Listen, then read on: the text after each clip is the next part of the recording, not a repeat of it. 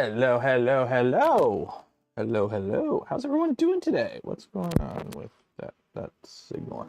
How's everyone doing? Oh yeah, I forgot my camera's moved. What's up? Hello. Hello, hello, hello, hello. Hello there. How's everyone doing today? I hope you all enjoying the weather. It is unseasonably warm. I don't know what it is, if it's the same everywhere, but it is unseasonably warm here. I think tomorrow they're calling for like 80 Fahrenheit, which is like, what, 20, I want to say? It's weird. So how are we doing today? Today's stream, we're going to try, I originally didn't want to do this today because I was hoping this would be done by now, but it's not. We got to wrap up the 6mm mod on this. We got to figure out why the 6mm mod is not working. I think I know what I'm going to do to try and fix it. Because, yeah, and then we got to finish up the power, the fan stuff. So we're going to do that today. Put the buck converter in. So today's going to be a nice little relaxing stream. We're just going to wrap this up. And then, yeah, hopefully we'll get stuff printing too. Because I got to get stuff printing for a V2 build. Off work for 2 weeks as you transition companies. John, where are you going? Is it someplace cool? I can hear the little guy is not having a good day inside. Okay, let me put these over. I'm just gonna throw these out. Like, I don't need these anymore because they're gone to the 6mm mod, so I don't need these anymore. In the bin. Someone give me a sub, a stream or two. Go ahead and see it. Cheers! Awesome, that's good to hear. Best way to support the channel, if you want to help support the channel, the content I create, and the things I do, the best way to do that, honestly, is to gift memberships. Because I get the same amount as if you just do a super chat, but then someone else gets to be a member too. So I'm going to be an autonomous vehicle company. I'm going to be working on LiDAR. Awesome! The fact that you're doing LiDAR means it's not Tesla, which is good. For those that don't know, I used to work for a tool and mold company. I built molds for Tesla. I will never buy a Tesla. Once you see the internals of something and the curtains off and you're like, oh, that's how you run the company? This is how the company actually runs? No. I like living. I like my cars like working for several years and not being... So anyways, how's everyone doing? So where we left off, where did we leave off? We didn't get to the buck converter stuff because we did, for those that don't know, this is my PRUSA XL. It lives in the basement. I brought it downstairs to bring it right back outside so we could do a mod on it. And the mod we did was the 6mm mod. So essentially we took, this is the old Bowden tube, wimpy. This is the new Bowden tube, hefty. Insert your jokes here about sizes and girth and length and all that stuff. Do that now. Get it out of your system. I'll wait. For those watching at home, you can leave your joke in the comments below if you're watching this not live in the future.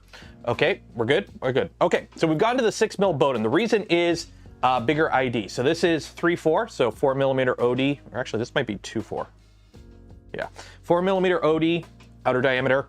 2 or 3mm ID. That's your traditional reverse Bowden. Let me check. Yeah, the reverse Bowden is 3mm ID. So the reason you do that is friction. Basically, all reverse Bowden is to do, it's unlike a Bowden, unlike a remote extruder where you have the extruders like on the frame and it's pushing filament through the Bowden tube into the hot end or the tool head. This is a direct feed tool head, so the extruder's on the tool head, but we still have a Bowden tube feeding filament to it. That's just to keep the filament path constrained and you don't have to worry about like pulling the filament or jerking it or tugging it around and risking breaking. The problem is when you constrain the filament path, you increase friction, which means the extruder motor has to work harder, which also means more of a chance of skipping steps and defects in your print. So what we've done is by going to a bigger tube, there should be less friction in the system. This should help a lot with flexibles. Anyone that has loaded flexible filaments into these know it kind of sucks. And even though we've done the mod, it's still, the sensor at the tool head is still pretty resistive to flexible. So you kind of have to like open it up and like feed the filament through and do it that way. It kind of sucks, but it is what it is. What I might do an additional mod to reduce the force required to activate the filament runout sensor. I might do that on like tool number 5. And then tool number 5 will be my, like, if I need to print a flexible on this, I will use tool number 5. So I might do that in the future. We might get to that today. I don't know, because it involves printing some replacement parts for the tool head with less force on it. But the problem we ran into last stream was this.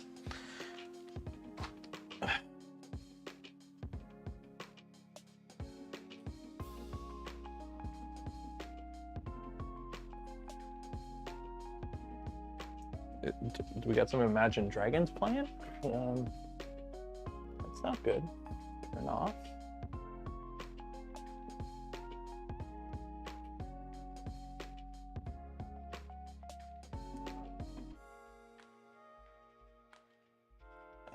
Why are you green?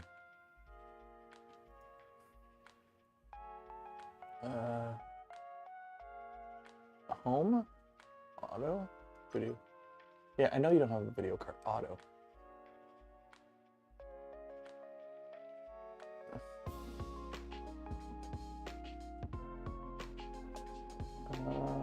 Okay. Well, that's not good. Something about war never changing. Okay. Anyways, well, you're gonna have to deal with the green tinge. Essentially, if you look, this is the original bowden coupler that connects to the tool, and this is the replacement.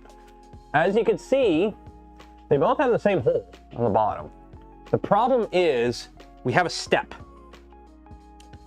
So what's happening is the filament is going down. Let me, here, I got some filament here. So the filament goes down this bowden tube, okay, and it gets to the end. And the problem is, let me grab the one I haven't modified yet, which is this guy. What's happening is it's catching on the lip, okay?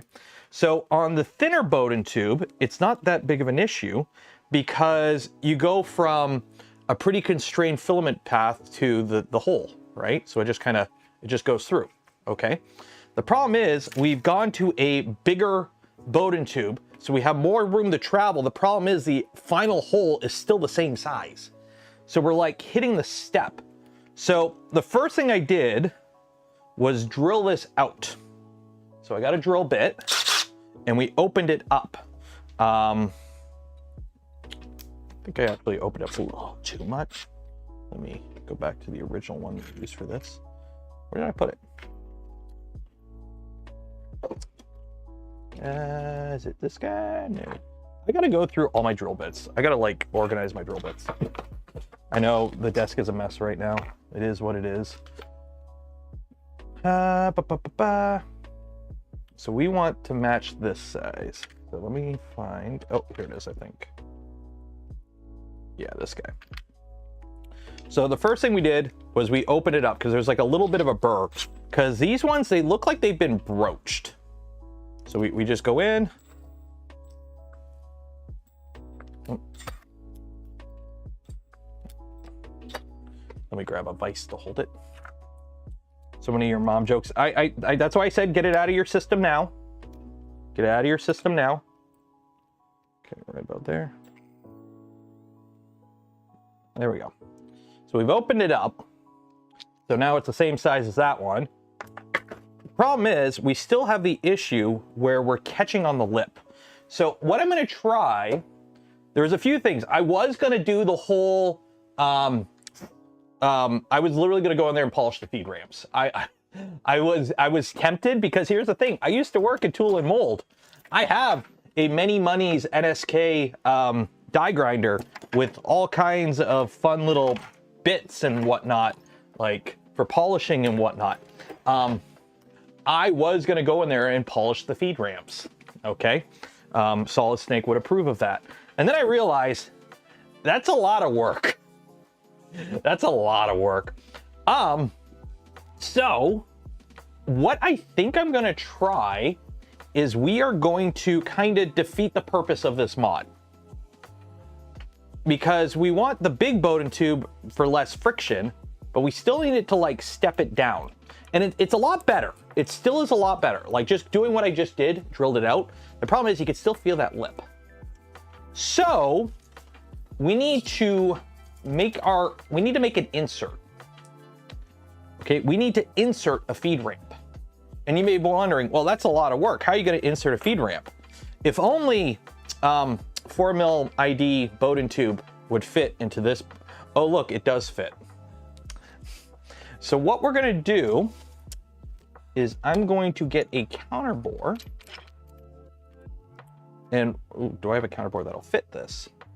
Essentially, I'm just going to shove a piece of PTFE tube up in here and then cut it off like just have like a centimeter of it with a nice big ramp, and that should lead the filament in, essentially. It will lead it to the promised land, I hope. That's what I'm gonna try and do. That's what we're gonna try and do. And if it works, it works. And if it don't, it don't.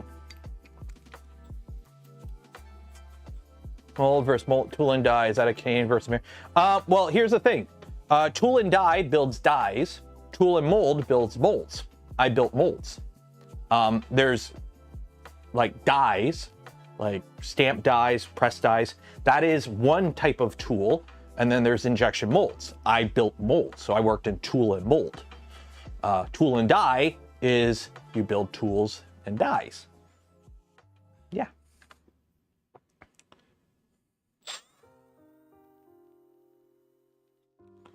That ain't gonna cut anything. This chamfer is, okay, that one ain't gonna work. Problem is, so many of these tools are like so clapped out. I might have to use like a drill bit to chamfer this. I thought I had more counterbores. I thought I had actual proper counterbore tools. Problem is, like a lot of my tools, like I got step drills. Let's see, what do we got? What do we got? What do we got? What do we got? You might work. You might work. You know what? Let's find, ooh, there we go. I mean, I figure a carbide, carbide would work, right? Carbide work? Carbide will cut PTFE, right?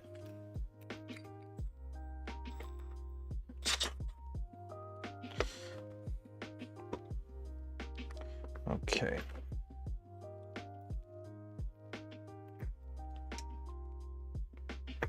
There we go. What about no brims? Brims are fine. If you need to use a brim, use a brim. See, this is the problem. It's not actually cut. I'm gonna have to do this by hand, I think. Because like, I don't want to...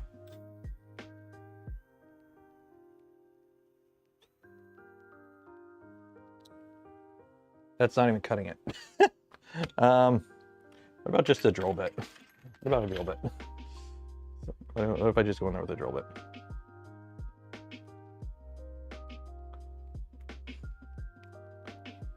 That kind of works.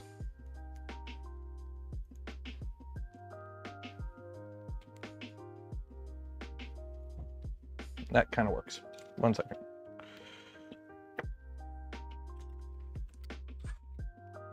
Let's see. Why not use a small printed part that friction fits inside as a ramp? That's what I'm doing. I'm doing that. Only I'm using a piece of PTFE. All I'm doing is I just want to put a little chamfer on the tube.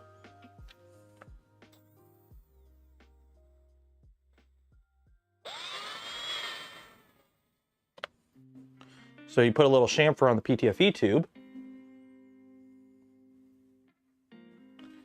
Okay, clean it up.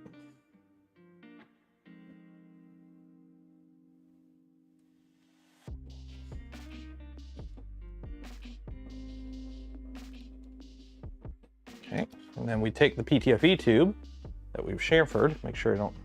Whenever you chamfer PTFE, always be super careful to clean off any excess. The last thing you want to do is have like a little nubbin of PTFE kind of hanging off, and then that gets into your hot end, because that will cause a jam. Okay, there we go. Okay, so now we have that. So now we take the one that I drilled out that shouldn't be completely blown out. I think it's this one. Oh, I dropped one, so that's gone. Seriously, where's the other one go? Why's my phone going off? 1 second.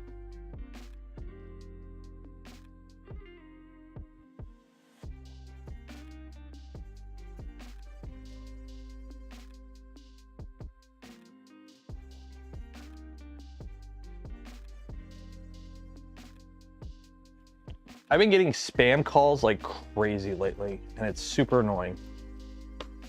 Okay, not that one. Yeah, I've been getting so many spam calls lately. I don't know what's going on, but lately, like, I've been getting so many spam calls.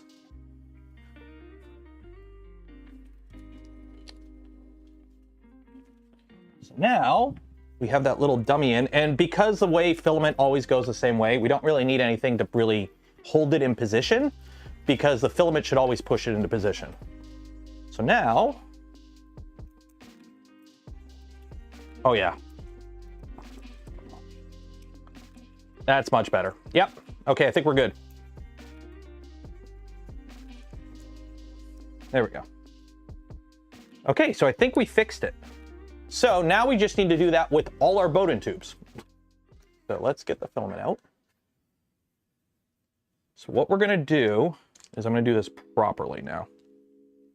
Okay.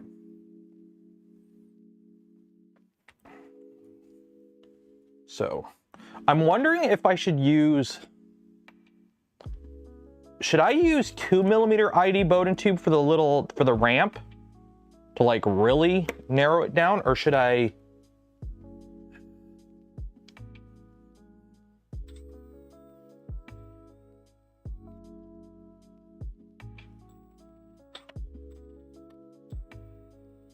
Oh, no. That ain't gonna work. 1 second.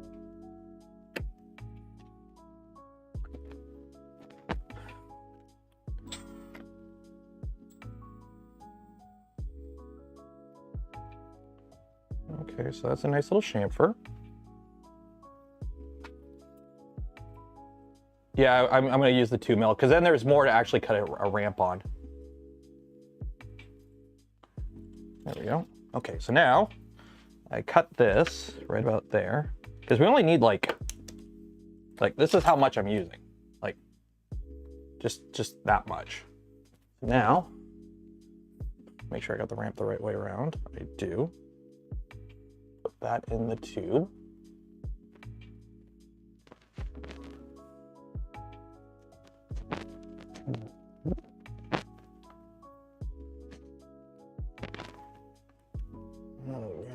Oh, well, it would help if I actually put the frickin' thing back in. 1 second. Rise to the occasion. Yeah. Fun fact, it helps if you actually have the connector there to actually connect stuff.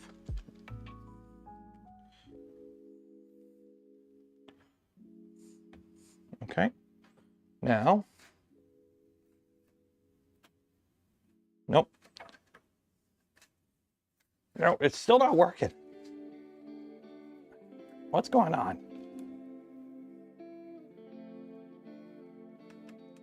Nope, it's still catching. Why is it still catching?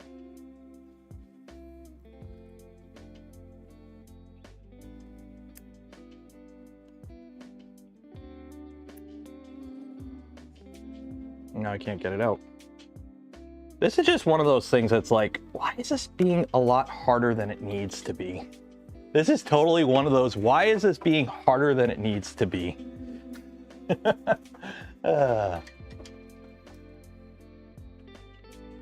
All I want to do is have a little fun. All I want to do is have a little fun.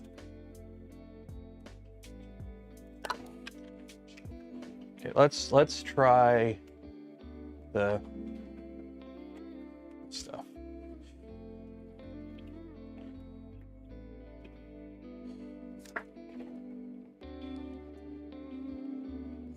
Okay, let's try the,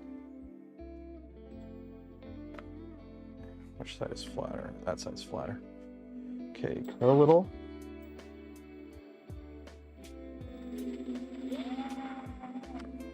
Go.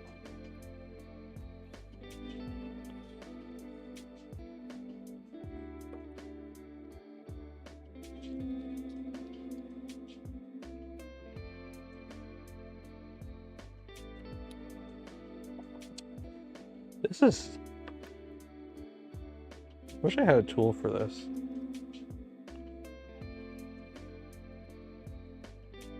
like an actual proper tool for this. There we go. Off any excess. Use a piece of filament to kind of, there we go. Okay, let's try this now. Let's try this now. So you're the chamfered end. Okay, make you nice and straight. Make sure this actually has a chamfer on it, because the last thing I want to be doing is trying to force filament through. And the reason it's not going through is because it's not chamfered. Okay. Nice clean cut. Okay, then we take this guy, put this in here. There we go, there's our little dummy bit. Push that down into there, clip you on. Okay, now, and that feeds right in. There we go. Okay, let's turn the machine on and see if it'll actually load.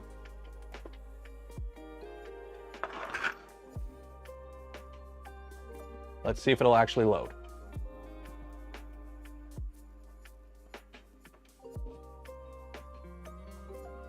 Yeah, nothing's more annoying than something that should just work, and then you run into, why aren't you working? Load filament, tool 1. Okay, PLA. Okay. All right, where are you going, bed? Okay, home everything. Okay, now I load filament in. Hey, loaded. Okay, cool. Continue. Inserting. Okay, so now what I have to do is we are going to take out, what I'm going to load, I'm going to have some fun. I'm going to load 2 PLAs, or correction, a PLA, a PETG, and then a flexible. And we're gonna do some prints, essentially. The ramp needs to be steeper. That's why I cut it with my knife. I found it worked better when I cut it with my knife.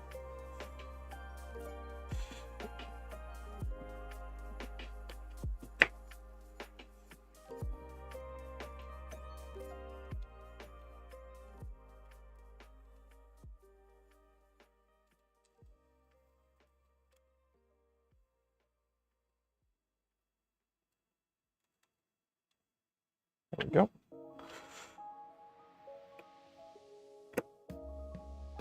Now I know what I got to do. So we got to take you out. So we got to take out each bit,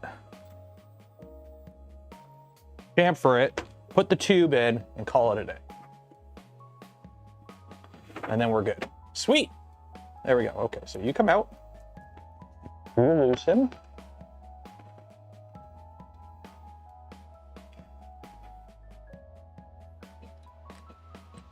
Oh, wait, I gotta hold this in the thing. The filament load. Purge more.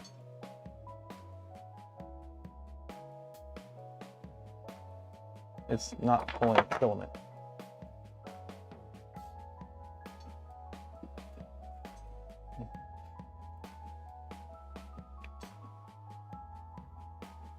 It's not. Filament's not. Oh, do I have a jam in this? Is that why it's not? Please tell me not. Oh my God. 1 second. Really? I have a jam in it. There's a piece of filament stuck in it. I think that's why it hasn't been working at all since the beginning. Oh no. Oh no.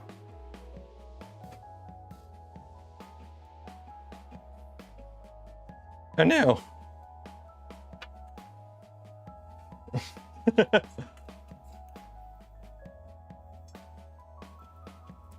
Okay, you're really, did that fall out? Okay.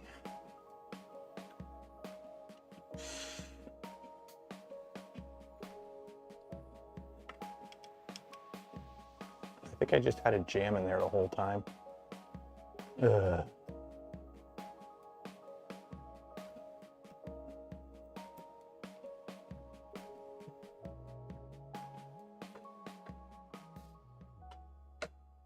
Oh, now it's not feeding. Bloody.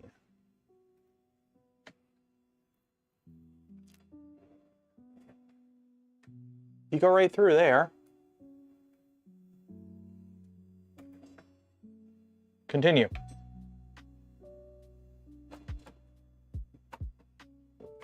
Why don't you want to load the filament? Are you not lined up? What is going on here? What is going on here? Because I have the filament through.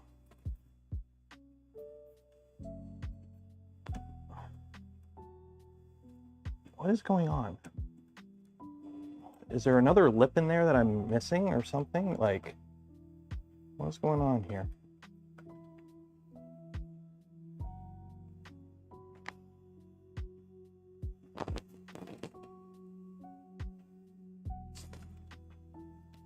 It goes through. Because it's tripping the sensor. So how is it tripping the sensor, yet it's not... What's going on here? Screw it in.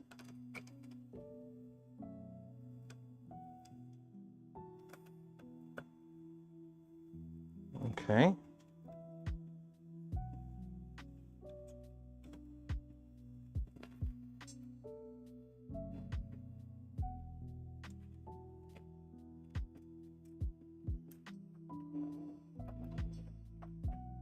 Okay, now you're going.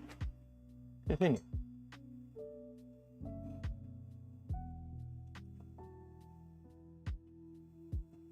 Okay, now it's loading. Finally. Okay, cool. What I'm gonna do, one second here.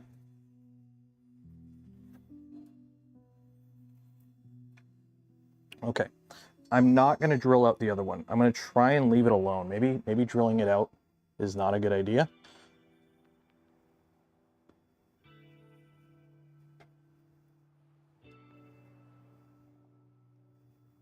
Okay, let's leave that one. Let's put this little guy in there.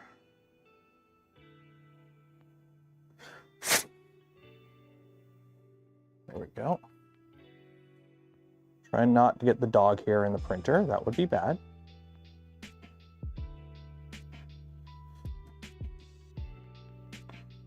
Okay. There we go. We got filament. Yes. Change filament. Return. Load filament. Tool 2.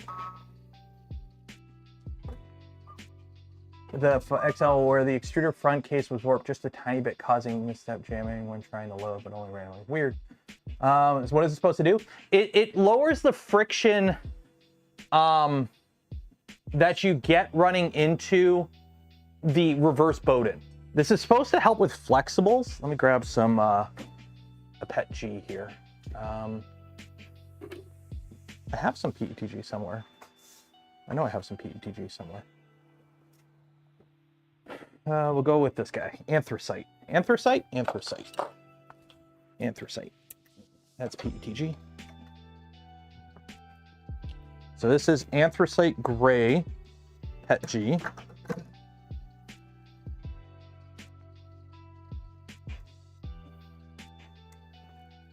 Okay. So let's see how it does.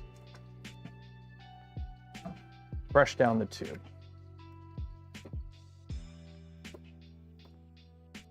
There we go. Continue. There we go. Okay, that one works. Okay, so don't put the chamfer on the tube. Now I know, don't put the chamfer on the PTFE coupling or on the bowden connector. Just leave it as is.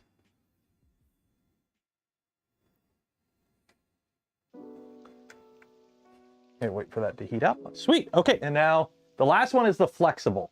That's the one that's going to be a problem. Where did I put it? Where did I put the flexible stuff? Oh, right here. This is going to be the fun one. Okay, it's heating up.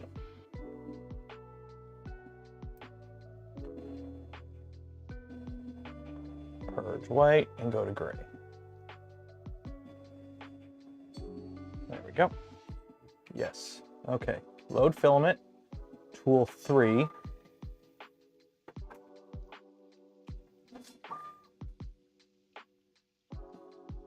Okay, and this one we're going to load with flex, which is going to be interesting. So we are going to bypass the sensor, which involves just unplugging that.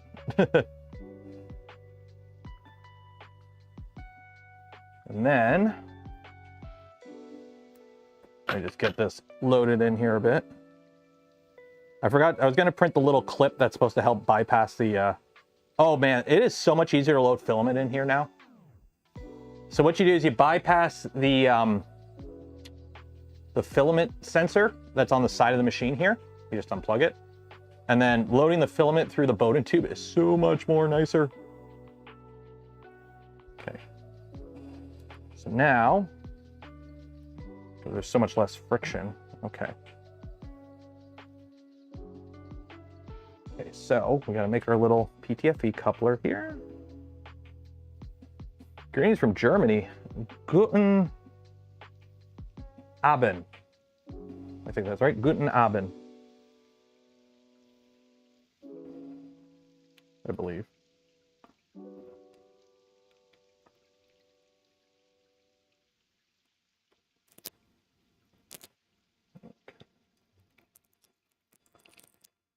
There we go. There we go.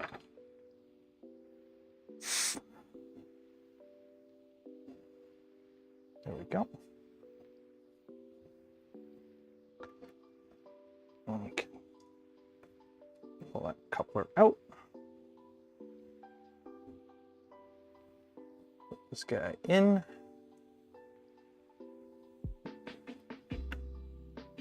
It's amazing how much these got squished down in just that short little time there. So let's see how easily this pushes through.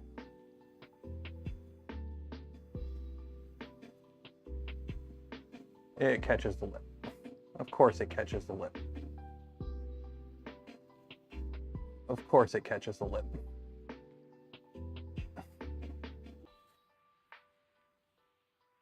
Really? Okay, 1 second here. Honestly, flexible, these super flexy filaments are such a pain in the butt to work with. Okay, let's try this again. Because you are literally pushing rope. You are literally pushing rope with them. So it's like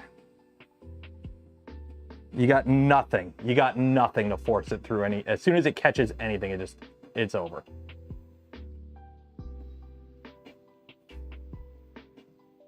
Okay, let's try this again. Come through the tube, come through the tube, come through the tube, come through the tube. And it catches at the end.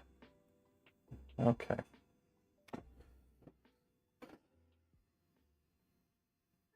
So,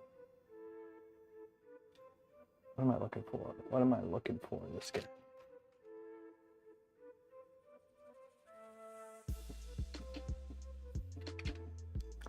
I'm gonna have to just do that.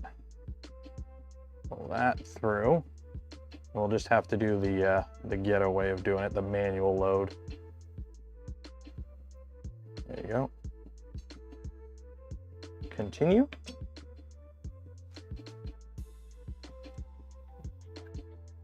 I think it's loading.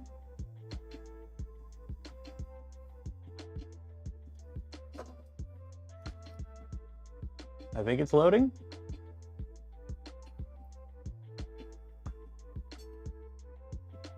It's loaded. Purge more. There we go. Okay.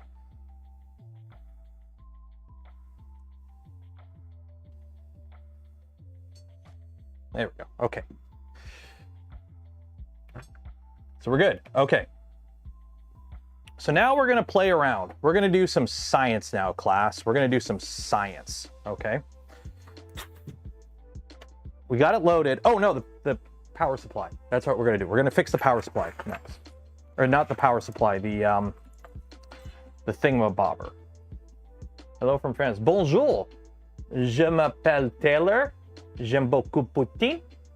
Bibliothèque Pamplemousse. Tabarnak. s'il vous plaît. Yeah. Mon français n'est pas très bien, je parle juste un petit peu, mais also, je parle québécois, n'est pas français. Hello from California. Sup? Oh, baguette.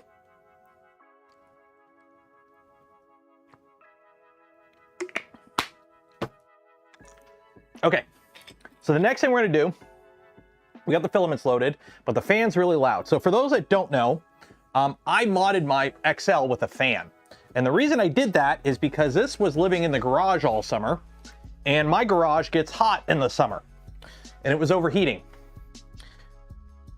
In normal operating conditions, you do not need to worry about this, okay? If you are running your PRUSA XL in your house in normal operating conditions, you don't need to worry about the main board overheating. But mine was in a garage where it was hot, and it was against that back wall with no air circulation. So it was overheating. So I did a quick mod to add a fan. And I did it very, I'm not gonna say half-assed, but I'm gonna say I did it very half-assed.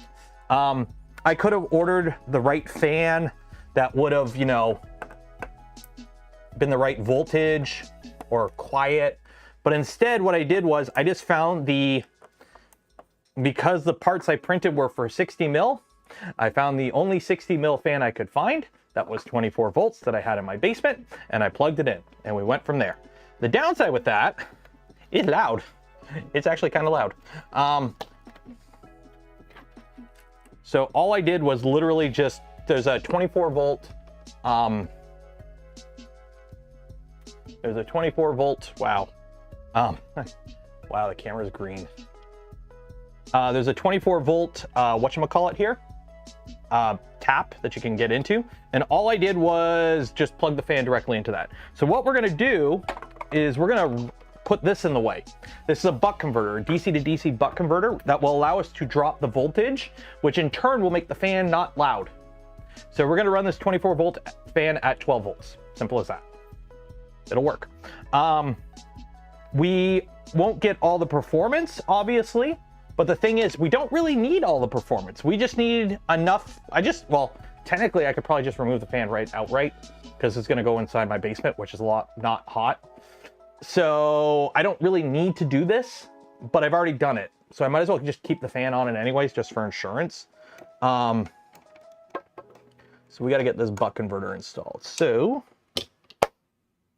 get my screwdriver going from the top.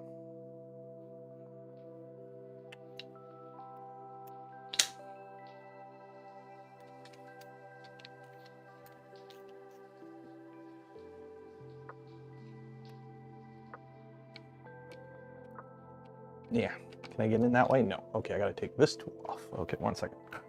Let's change these around. Unlock, unlock. You come back here. You go there. Pull you off, and we'll just lock you into there for now. Go. Your dear friend, the buck converter. That's a funny joke. There we go. So,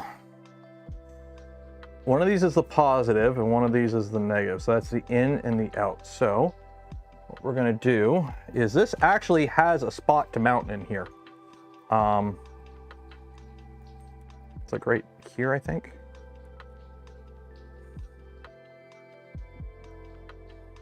Yeah, it's like right here, yeah. So there actually is a spot in here to mount this. So we're gonna have to do that. So let's cut this wire, because I'm gonna have to resolder some of this. So let's cut this wire here.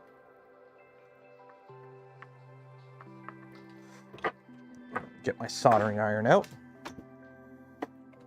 because it's solder time. Omnifixo. Supply.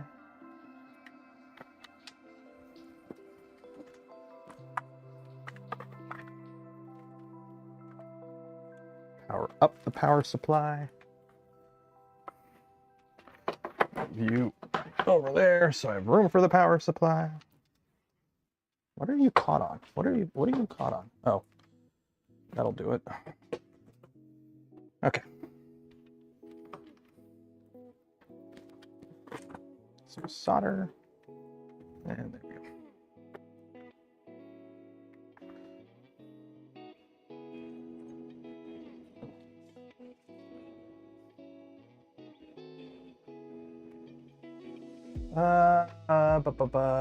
If you want to make friends fast in Germany, just say I love Germany. You almost went to... Ooh, that, yeah, no. Let's, I'm a fan of the dark humor at times, but that's not a public joke.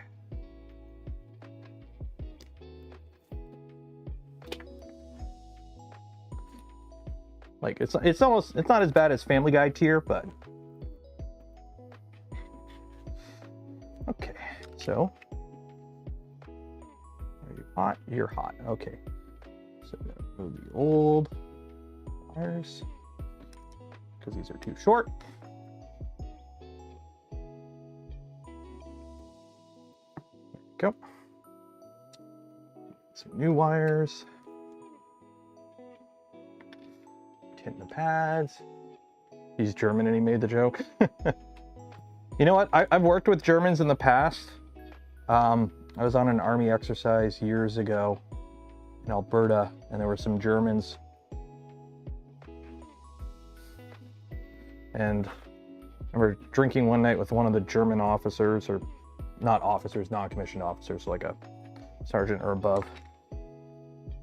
And yeah, he had some stories because he was in long enough that...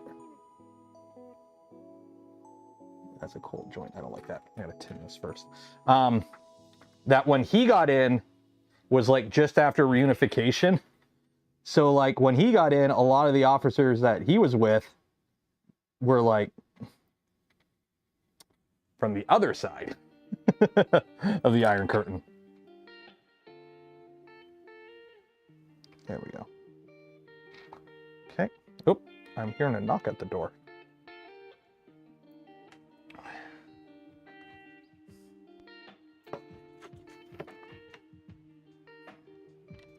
And let's just say he shared with me some jokes that in the setting were funny, but I will not share them here.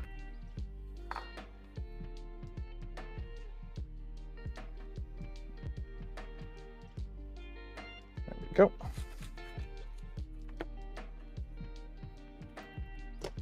Okay, so what we've done now is we've got that hooked up. So I'm gonna have to put a connector on here, or you know what? I'll just solder these wires on directly.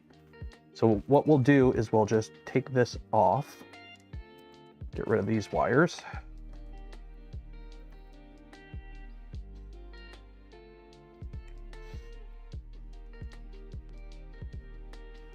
So the only thing that kind of sucks with this is I have to connect this and power it up so that we could figure out what actual voltage we got. Yeah, so what I have to do now is turn that off, connect this to that so that I can actually measure the voltage I'm getting off of this, and then we can go ahead and connect it to this, because this has two little pads that I can solder the wires to. So let's do this now. Go over there.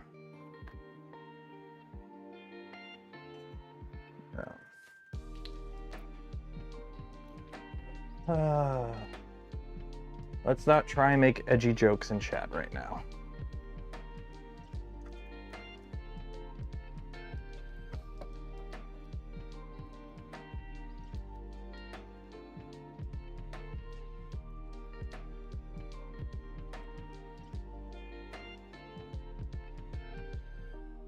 Like I have to there's a meme channel in the Discord, and I have to go in there every now and then and kind of clean it up a bit, because it's like, yeah, you might find that funny, but other people won't. I'd rather not deal with that. Let's just keep it clean. Okay, so how this works is, I don't know how this works. It's voodoo magnets and magic. I love the OmniFixo. Look, it's like I want to hold this, so I don't need to worry about it like falling and touching anything, you know, and shorting. Oh look, it just take one of the magnets off the OmniFixo, stick it right on the power supply, and then I can just clamp it right there. Booyah. There we go. Ah, I love the OmniFixo. I love the OmniFixo. Okay, let's power the printer up.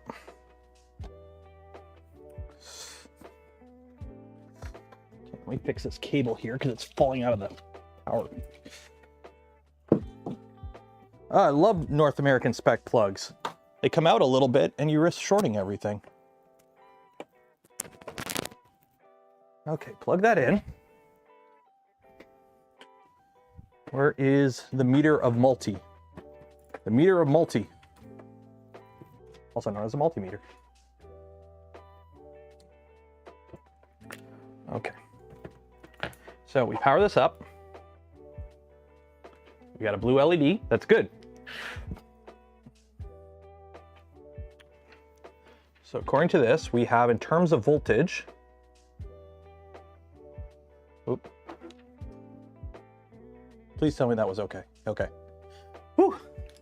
I had a little panic attack there. The moment I went to touch it, all the fans kicked on, but it was just part of like the normal startup. I'm like, did I short it? Please tell me I didn't break it already. Okay. So, out. Okay, I'm gonna have to like hold this, because this is... So in terms of voltage, 5 volts. So we're getting 5 volts. We need more than 5. So if I screw this down, does that, oh man. So if I do 1 full rotation clockwise, now we get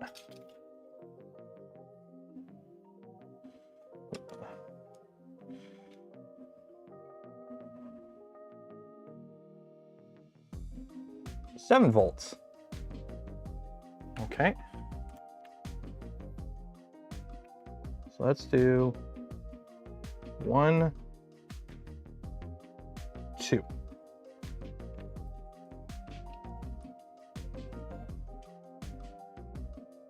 Oh, wait, wrong way. Does it matter if you measure voltage the wrong way? I don't think it does. 10.3 volts. Trying to get to 12.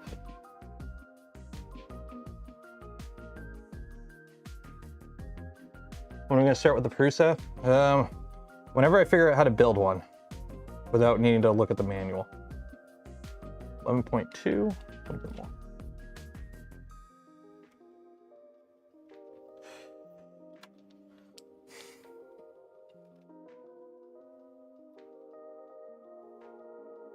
$12.25. That's good enough for me. There we go. Yeah, I don't know. The camera died. The camera did this before. You know what it was? What happened was, I used to leave, this used to be the main camera for streams. Okay, this what used to be the main camera for streams. And then what happened was, it got upgraded to overhead camera duty. And the problem was, on overhead camera duty, I always forgot it on. And it did this. It did this, but it was a different artifact. It was all like scratchy, like staticky. So I'm like, oh, well, I must have burnt out the sensor. So I unplugged it all and I put it away. And it was like away for like a year. And then I took it out one day and it happened to work. So I started using it again. Last stream, on the Saturday night stream, I forgot to turn it off. And now it's green. So, yeah.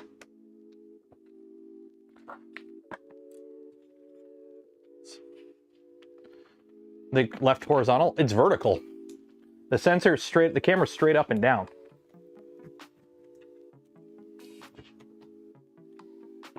Okay, so now we need my power supply back.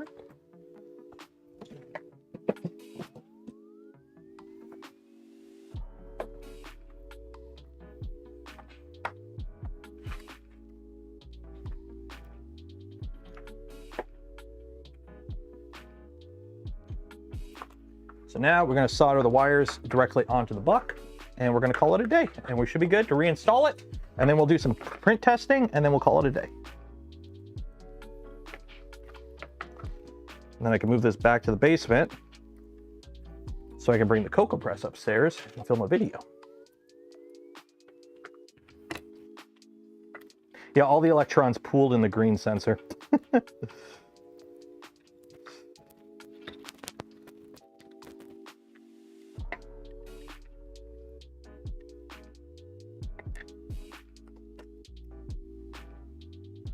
Put my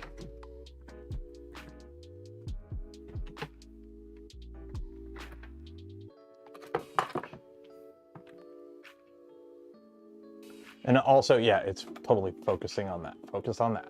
Don't focus on the cape, whatever.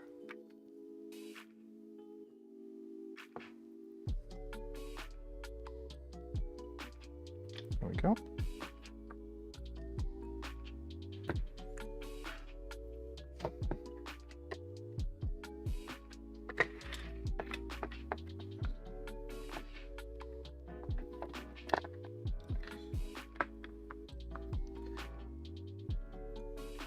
Maybe I shouldn't have cut these that short, but oh well.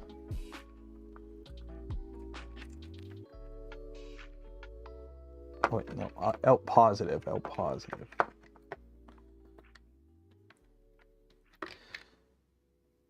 Who's gonna be the one to comment it? Who's gonna be the one to leave a comment about it? Okay, come on. We'll do that. There we go.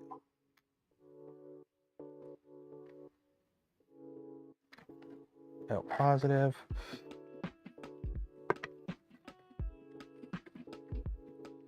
Come on, come on. There we go. Try not to melt any of the plastic stuff that I printed.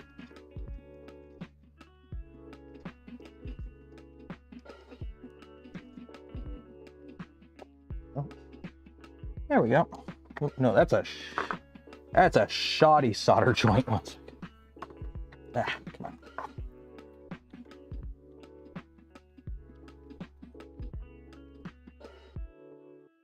There we go. Now that's a solder joint. There we go. I can live with that one. I can live with that.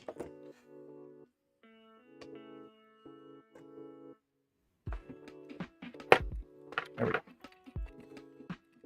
Okay. Now, I gotta screw this on. So let me get some itty bitty little screws. Should have some right here.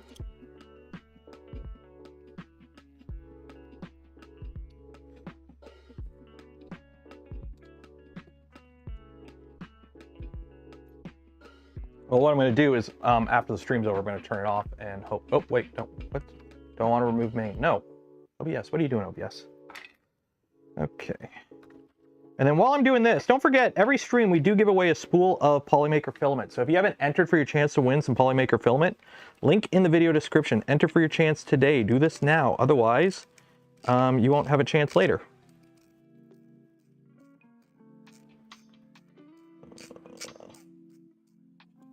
These are not M3s. Those are smaller than M3s. One second. Where are my smaller than M3 screws? I have smaller than M3 screws. I should. 2.5.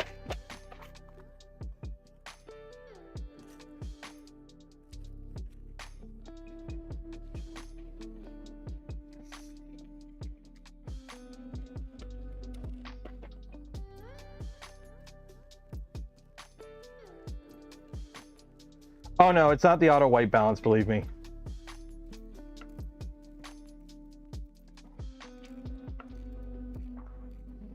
There we go.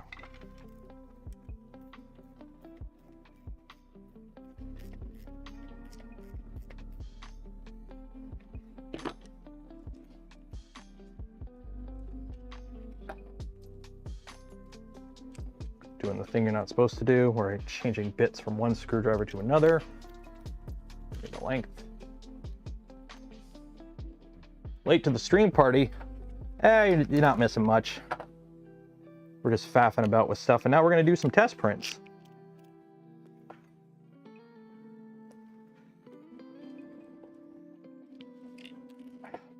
Non-magnetic screws will be the death of me. Okay.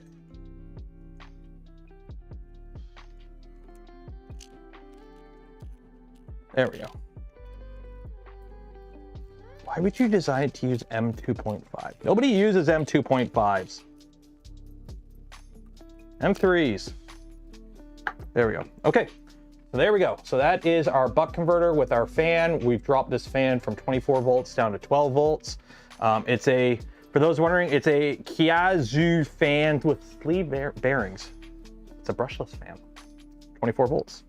So hopefully running at the lower voltage, it should be nice and quiet. And we should be good.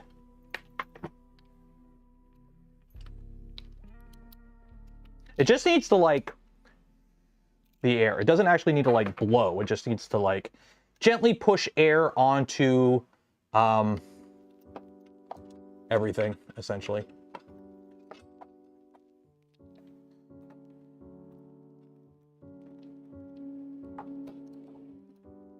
Oh, one.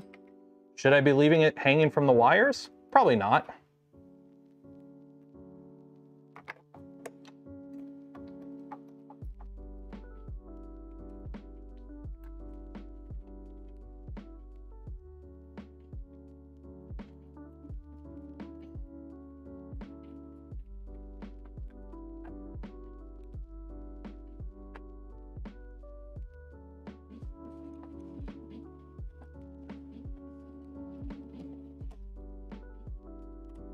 There we go.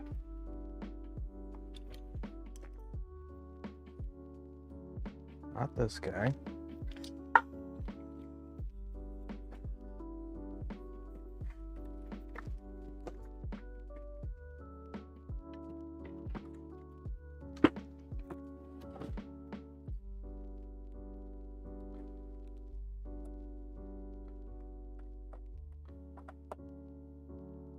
So the only downside is you can't really, you can kind of get at it. You can kind of adjust the voltage from the outside. Mike, gifted 5 community memberships. Cheers and appreciate it, Mike. Wait, what's that button? YouTube added a new button. Ooh, 1 second, let me get this spun around. I have a new button on my YouTube creator interface. 1 second. Let's spin this around. And then we'll do some printing. Could somebody find me, I need a print. I want to do the, because I haven't actually done it yet, other than like a small test piece. The use PLA as a support for PETG and vice versa. That's why I loaded a PLA and a PETG. And then I want to print something with a live hinge in it. Okay, power it up.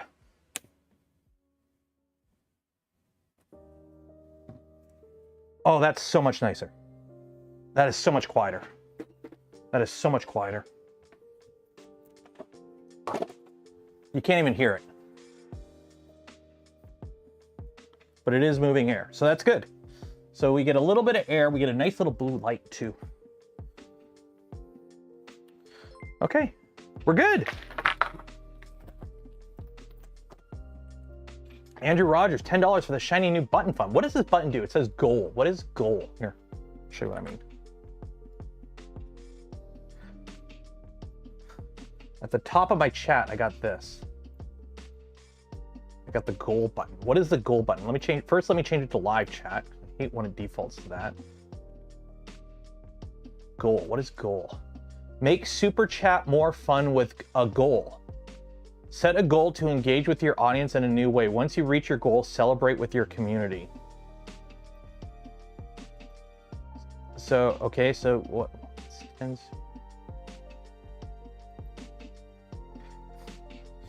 I will say thank you.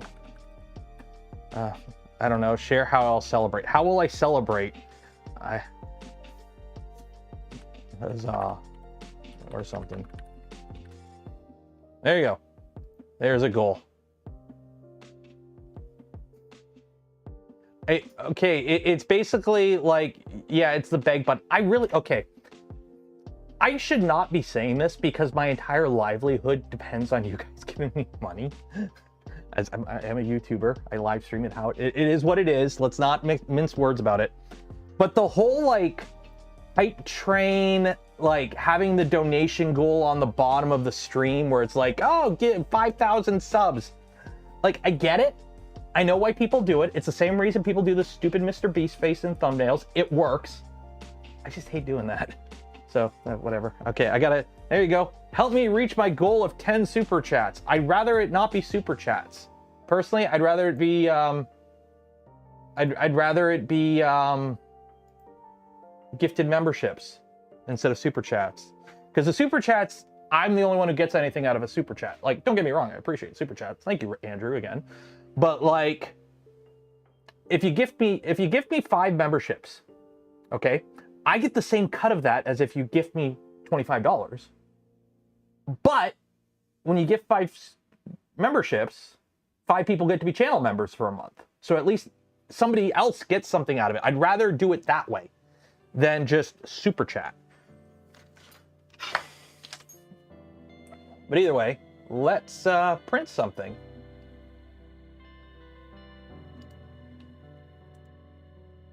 Let's print something. Monkey Butler Lab gifted 5 community memberships. Cheers and appreciate it. And John gifted 5 community memberships. Cheers and appreciate it to both of you. There we go. Yay, we hit it. And I will go huzzah. Will there be a pop-up in chat? How does this work? Well, no, because it's super chats. That's the thing. It's super chats, not gifted memberships. I don't like that. Let me, what? Remove goal. Can I change it? Let me, goal successfully disabled. Can I change it? Yeah, the only option, here, I got no problem showing you guys this. The only option I have is super chat. There's no way to change it to memberships. I'd much rather it be memberships. Because at least with memberships, other people get stuff out of it. I wouldn't feel as guilty going, hey, here's my goal of you giving me money. I hope, do you guys understand do you get the point I'm trying to get across? I hope it comes across okay, what I'm trying to get across.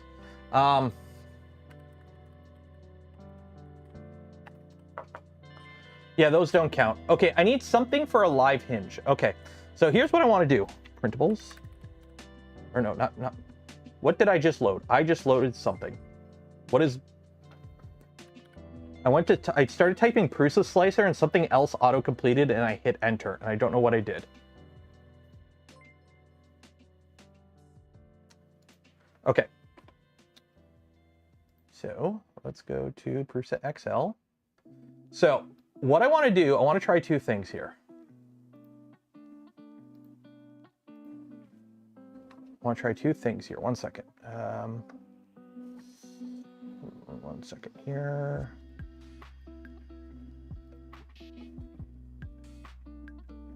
Nope. Yeah, 3D models. Nero 3D, Nero Cube. Okay. So this is what I want to do. Say hello to the Nero Cube.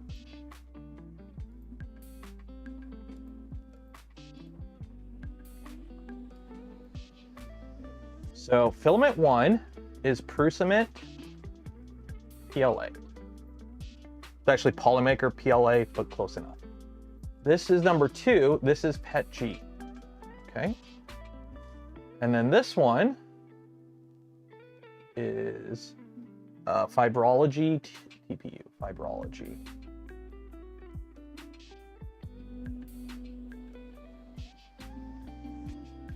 Is it which is the actual filament? Fibrology Fiberflex 40D. Fiberflex Fibrology Fiberflex 40D. Okay. So you are going to be in, okay. So what I want, is there a way, because how I want to do this, I want to do one PLA with PETG support. The other one, I want to do PETG with PLA support. And then I want to print something with a live hinge. Does that make sense? I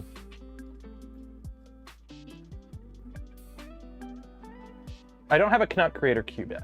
So what I want, support, add support material.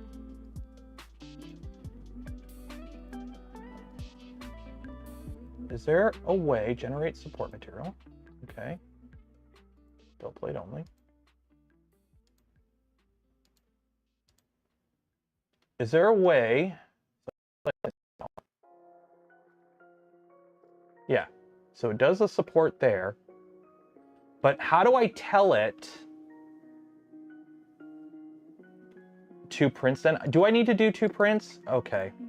Yeah, because I think, 1 second here, support. Where do you even tell it what material you use for support?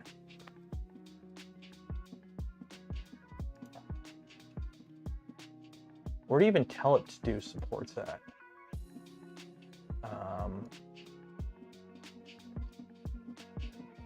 Paint on supports.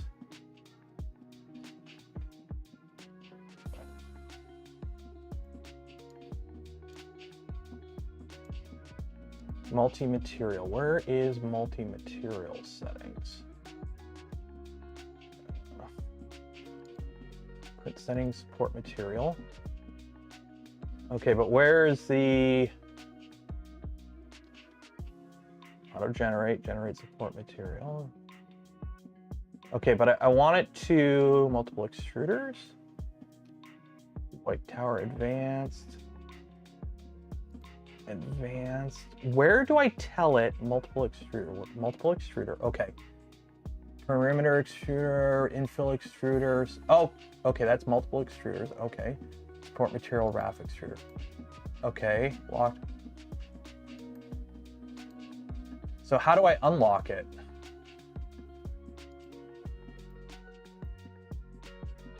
How do I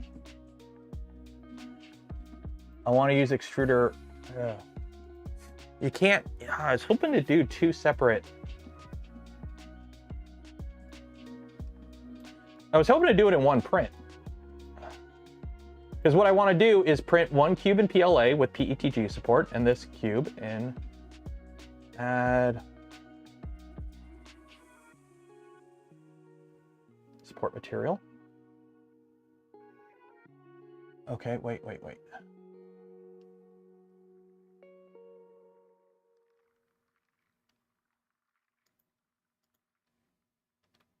Support material. Okay. So I want no spacing.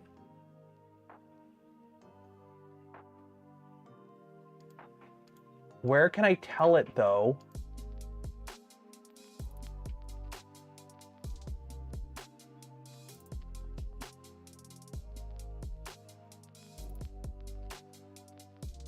Modifier.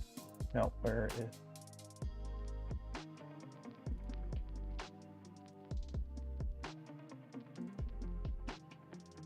Well, okay, I'm trying to remember where that setting was I was just at. What I want to do is I want to tell it, because I have two cubes here. I want to print one in PLA with PETG supports, and then one in PETG with PLA supports. Ask ChatGPT? No. I'd rather just Google it, because if I'm going to ask... asking ChatGPT, here's the problem. If I ask ChatGPT, that's the same as me asking my dog. I don't know if I can trust the answer. I don't like using ChatGPT. It's a stupid thing. Asking like for actual help and stuff, because all it does is it just reaches into its bag of holding of else if statements and spits out whatever it thinks is the best result when it has no actual way to verify that. Support material. Like that is support material, but I want to add more. I want to do soluble supports. Add part mirrors, the model, scale, support material. I already have support material, but I want to add settings. Craft expand.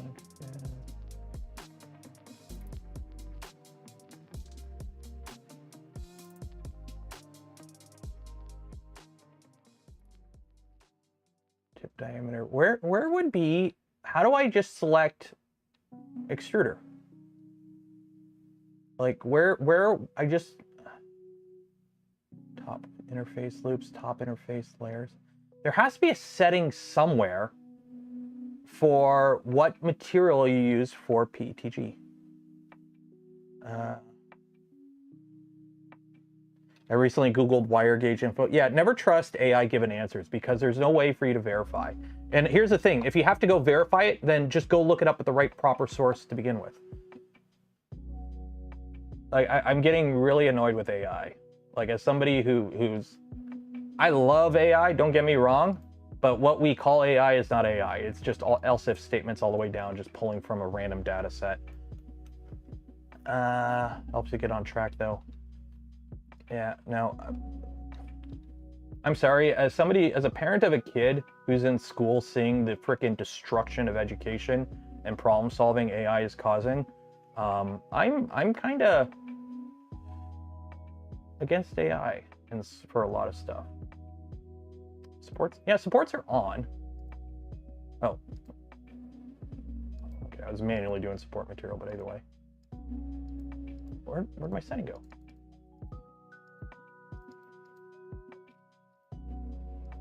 Yeah, because it's just supports. Okay, there's your support, but the thing is, like, it's jumping between the two materials. How do I tell it to just do one material? Yeah, I just write, yeah. Okay, let's do some Googling here. PRUSA slicer, choose support extruder.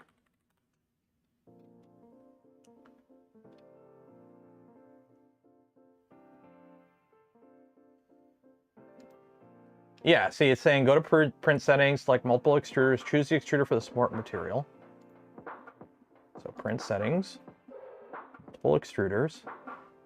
Yeah, see, yeah, go to print settings, select multiple extruders, choose the extruder for the support material raft or skirt. Okay. Wait, how come it's letting me choose it now?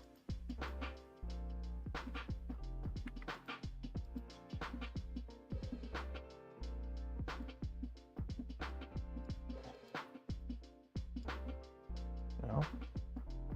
Okay, but that's only one. Support material raft interface extruder. Okay, so that's extruder 1. If I go back to plater, okay, so this should all be orange. This should all be orange. Okay, cool. We're halfway there, guys. We're halfway there. Now, I need to not do that.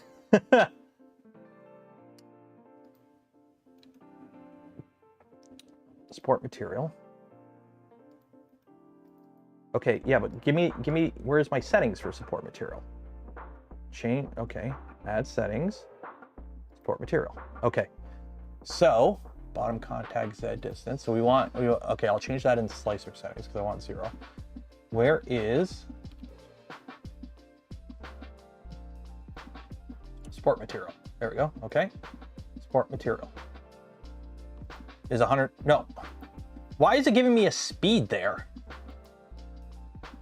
Speed, why is it called support? Why is, okay, one second here, let me move my camera. Why is this the setting? Why is the setting for support material speed? How come there's no setting? Add settings, support material. There has to be a setting to tell it what extruder to use for the support material on an object. There has to be. Because there's a setting to do it for the whole thing. Interface loops, enforcer support, enforcer spacing, style, synchronize with object layers, like maximum branch diameter, no, tip diameter, branch density. And then you have one setting here just called support material. And all that does, that's your speed. Why is this not the speed setting? Why isn't it not called support material speed or print speed or something?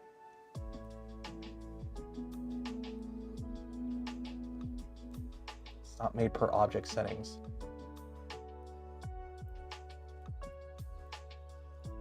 That's kind of annoying that there's no per object settings.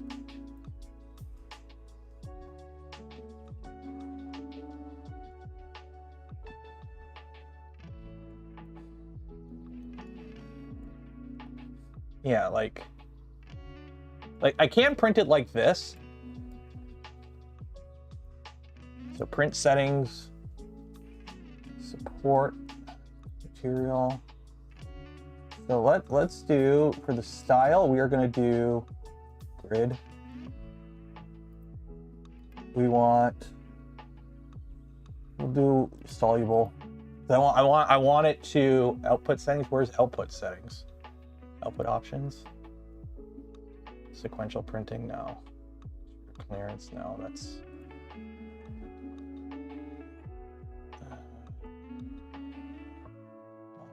face. Can't you just do a cube just for settings? I mean, could. The reason I want to do this is apparently the PETG supports come off super clean. So I want to print it like 0 gap and then just have it come off. So you know what? We'll just do this, whatever. Just print it as is. Select printer. Confirm. There we go. There we go. We'll just send it as is.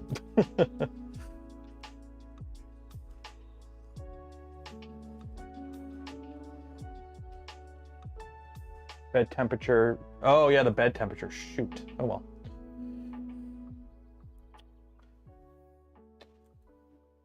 Continue. Print. Let's see what happens.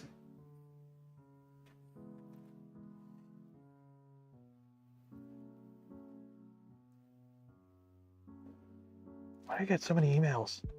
Okay. Is there something for interface? Is there an interface material section? The problem is that wouldn't solve what I want to do, because it would still just be one material. I wanted to do 2 tests at the same time, essentially. Like I could do this test one at a time, but I don't want to. I wanted to do it back to back because I got both materials loaded. So I would print boom and then boom. Instead I got to do boom, boom, boom, boom. If you paint supports on, you can choose the material. Can you?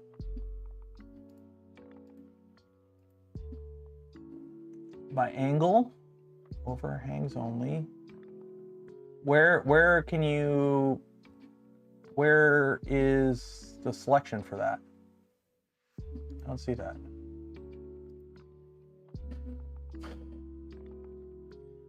Soluble full profile, but I leave you limited by the slicer. Yeah, I told it I'm using like no gap soluble.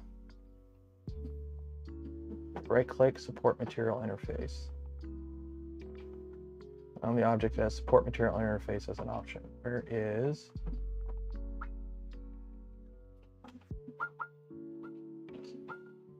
Yeah, where? Oh, cancel.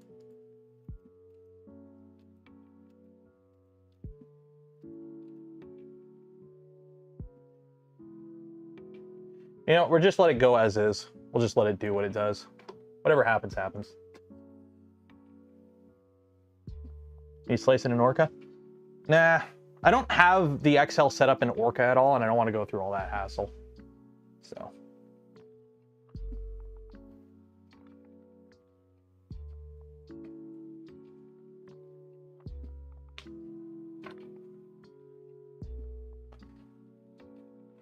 Be interesting to see how this works. I mean, technically you don't need to do it both ways, because PLA coming off PETG comes off the same as PETG coming off PLA, right? Like it's just I kind of wanted to have one cube be PLA with PETG supports and one cube be PETG with PLA supports, so that way you can just go, oh look, see how it works. Speed. We're not worried about speed at all. We're worried about. I'm just surprised by the fact there's no option to like, for support material, like, because you can have all these variables, but there's no variable to go support extruder or like support filament, and then you just pick the extruder. Like I'm legit surprised that isn't a setting, and I'm gonna reach out to my PRUSA contact to be like, hey, can we change this? Can we add this? It shouldn't be that hard to add, because all it is a call out for, hey, for like, because it has a call out already to say, hey, use this material or use this extruder for support. Like, all it needs is to take this setting that already exists and then just make it a per object setting. For an edge case? I wouldn't say it's an edge case. What if you're printing something where for some of it you want to use a soluble support and others you don't? Like, what if I'm printing something, right? And it's an object that for a lot of it I could use, I'm printing this in PETG, I could use PLA for a lot of it. But there is a few internal things that I want to use a soluble support for, but I don't want to waste all my soluble support on everything. And yes, I could do an interface layer of soluble support across the board, but what if I don't want to do that? Like, it's one of those settings that, like, yeah, you don't really need it, but it's a setting that I think should exist, especially on a tool changer. Especially on a tool changer. Because even like, hey, I'm printing parts mass production for something, and there are certain supports that, you know, I don't want to remove yet because they hold stuff together. Okay, here's a scenario. Hey, I run a print farm and I print parts for production for a printer kit. And as part of that printer kit, there are supports that I want to remove before I ship it, and supports that I don't want to remove because they keep parts together or something, and I want the user to take those supports off. So those supports I print in a bright fluorescent orange, and the supports I remove I print in a red. So I know which supports I take off, and I know which ones leave, or something like that. There are situations where you want different support materials, I think. I don't think it would be that hard to add. So.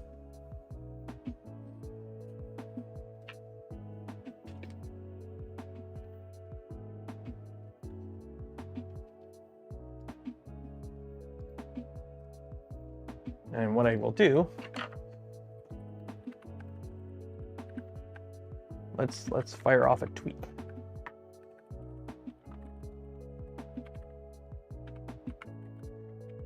PRUSA slicer.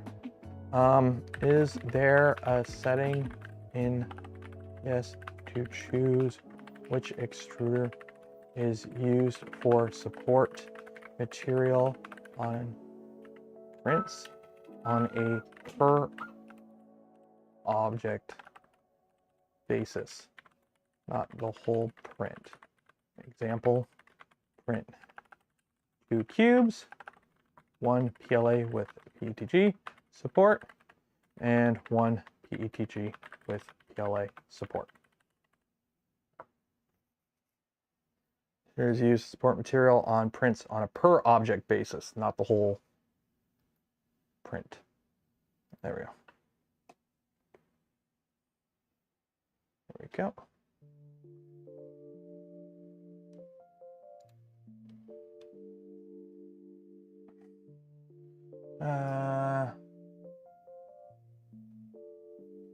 Vinny, what did I miss, Vinny? PLA plus C is not an edge case. Yeah, they are the most popular. It's just a situation like this where you're printing one material and then the other material and you're using the supports for vice versa. Like, the only reason I'm running into this scenario right now is because I want to test something. That's it.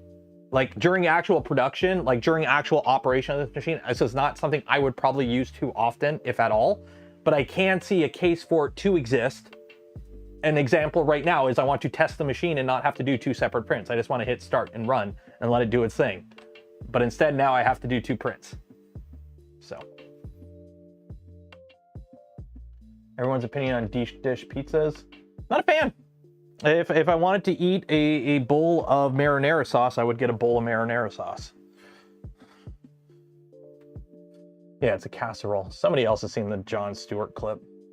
I'm from Windsor, Ontario, and we have our own pizza. And like, for those wondering what a Windsor pizza is, it's like, one second here. It's Facebook. It's basically like a thin crust pizza. Not thin crust, but it's a crispy crust. With galati cheese, shredded pepperoni, and whatever other toppings you put on it. That's a Windsor pizza. So this is like our local pizza.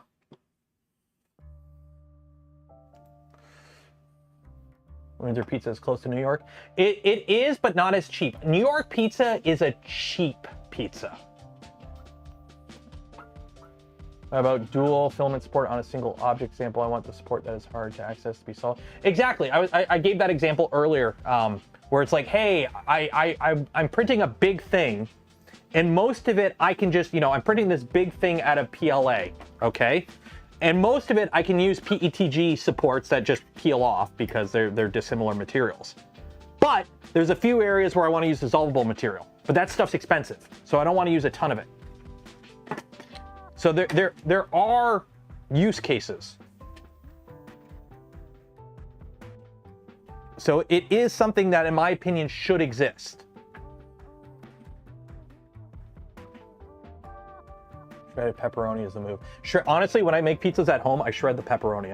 I just cut up the pepperoni, and then what you do is you just put a little bit of cornstarch just so it doesn't stick together, and it dries it out, and then you mix it all together, and then you spread it on the pizza. Because that way, you get every bite, you get a little bit of the pepperoni flavor, but you don't have the situation where, like, you know, you get the pizza and it's got the big honking pepperonis, and you bite the pizza and like half the toppings come off because it's one chunk. By doing shredded pepperoni, you don't get that problem.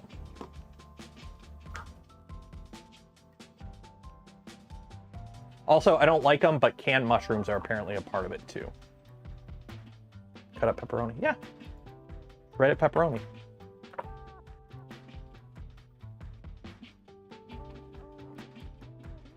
Oh wait, no, not that. Why did I load up that? There, yeah, shredded pepperoni. Like you get your pepperoni and you shred it. Shredded pepperoni.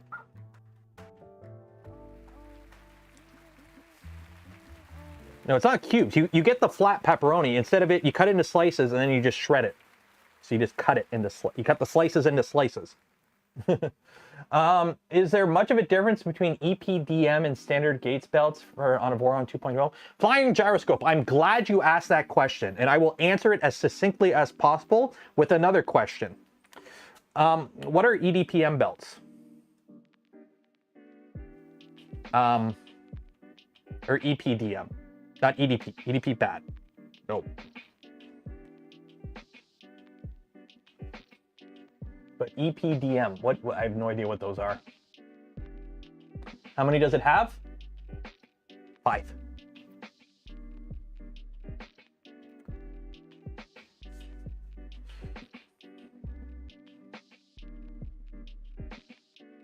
So 2 versions of belt. I just use Gates belts for everything. Here's the thing. If Gates belts work just fine, and I don't think anyone runs into any issues with Gates belts. What do you get by going to a more expensive belt?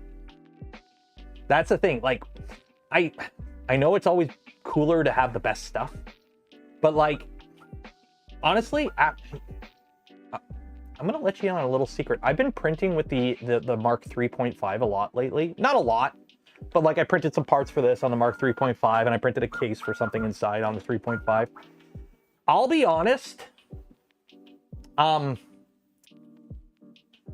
90% of 3D printing, being successful at 3D printing, is just having a printer that works. Like, honestly, 90% of 3D printing does not matter what printer you have, just that you have a working printer. Maybe like 80, maybe 90% is a little too gracious, 80%. But let's be honest. Here's a Cali Dragon on my desk. Can anyone tell me what printer this came off of? Can anyone tell me what printer this came off of? Or like, hey, here's some parts for an M4 extruder. I printed these years ago. Does anyone know what printer these came off of? You can't tell. I'm assuming it's one of my Vorons, but like, it's a printer part. Like, I'll be honest, your printer doesn't matter that much anymore. Just that you have a working printer. Everything else, like, yeah, you know, some of them are much easier to use or easier to maintain, or they have quality of life features you may want. But in terms of the object that comes off your printer honestly doesn't matter anymore. As long as you have a good functional printer that's relatively new. We are within the we're in the Intel i5 2000 or 2500 to like Intel 7th gen zone of 3D printing, I think, where it's like every year is like a slightly, like it's a marginal improvement on the last, and it's like, yeah, you could still use what you got 5 years ago. It's probably still fine.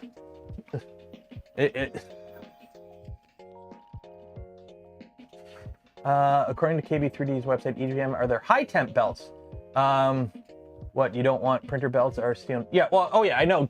Never get steel reinforced belts. The bend radius is too small in a printer. You'll destroy the belts. High temp belts, I only have one machine with high temp belts, and it is Toasty Boy. Every other machine, I just run normal temp belts, and it's never been an issue. Slicer innovation matters more. Yes, I'll be honest. We've done it on this stream. I have an Ultimaker original, and it prints fine. A wooden Ultimaker original, it prints fine. You want to know why it prints fine? One, I put clipper on it. Two, I'm using modern, good quality filament using a modern slicer. Hardware-wise, it's exactly the same as 2011 or whatever it came out. All I've done mechanically is put a high flow nozzle in it. That's it. Otherwise, it's mechanically stock. It has clipper. We use a modern version of Cura, and we use modern filaments, and it prints honestly just as good as most other modern printers. It doesn't print as fast, and it's got some issues with cooling, but functionally it works just fine. It's honestly kind of like really in the realm of diminishing returns nowadays. Only matters if the front is on risk of falling off.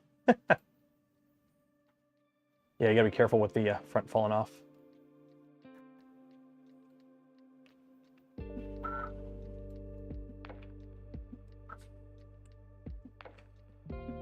Longevity? Well, yeah, like that's one of the things, like I think people are like, I check out some other communities every now and then. I don't participate in them, but every now and then I'll check out like the Creality subreddit, the Bamboo subreddit and whatnot.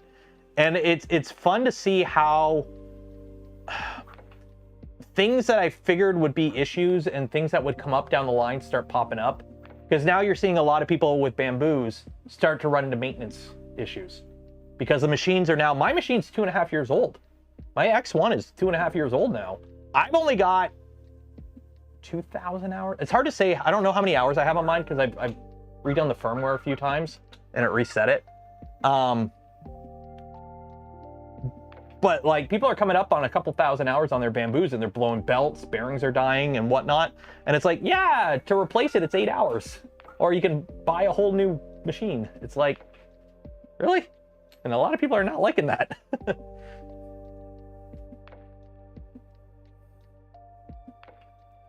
High tech material in the mass market, I figure will mostly come from. Yeah, honestly, I like the whole, oh, we need to print peak and peck and all this stuff. Yeah, that's all fool's errand, people just doing it for internet points. You don't need to print peak and peck and all that stuff. Let's be honest, most people, they print PETG and PLA and they call it a day.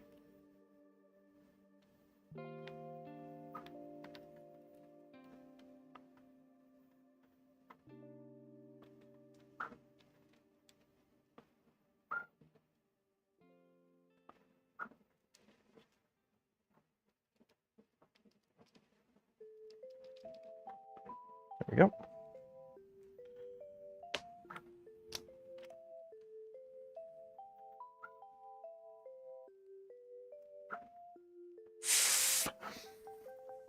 Like, it'd be a lot cooler if there was some other cool materials that you could print with. Oop, I broke my machine. Yeah, no, you're good. I bumped the tool head off. I bumped a park tool head off. You're good. What are you doing? Tool head problem has been detected. Careful, they are hot.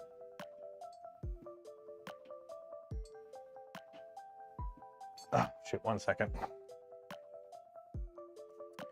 Okay, apparently you can't do that on a Prusa. 1 second. If you bump a tool head off, it freaks out. 1 second, let me... We weren't even using this tool head. Okay, so now I gotta park this.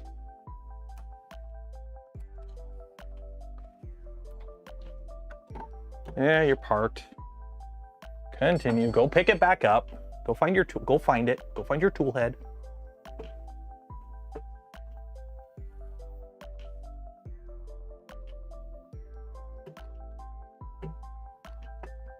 Also, just love the fire and forget on the PS1 or P1S.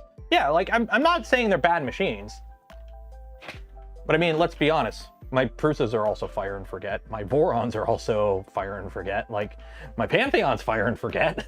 Like most modern good printers are fire and forget. Like let's be honest, most modern good printers are pretty hands off, as long as they're set up right.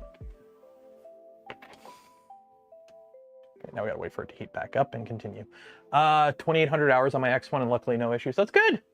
I mean, the only issues I've had on mine were sensor related. I had to replace the tool head board because the original one that I got was a pre-production one. And they sent me a production board, so I had to swap that out. We had the issue of the thermal runaway that wasn't thermal runaway. It was just 3 minutes before it aired out. And then we had my bed sensor wire broke, so I had to replace that. What are we doing? Oh, we're waiting for it to heat back up. Okay, get back to work. Get back to work. There we go.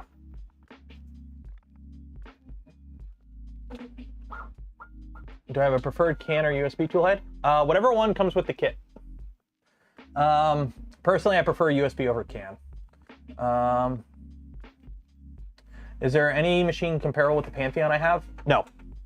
The Pantheon is literally in its own realm compared to the other machines I have. This machine costs as much as a car. A used car, but a car. A good used car, too. But it is like, this has clear path servos and ball screws. And the tool head literally costs as much as like that machine. It's like for those wondering comparison wise, for the same price that you can buy the tool head for a Pantheon, just the tool head. Now, granted, it comes with everything you need, but just the tool head, you can get a PRUSA Mark IV's. So, yeah.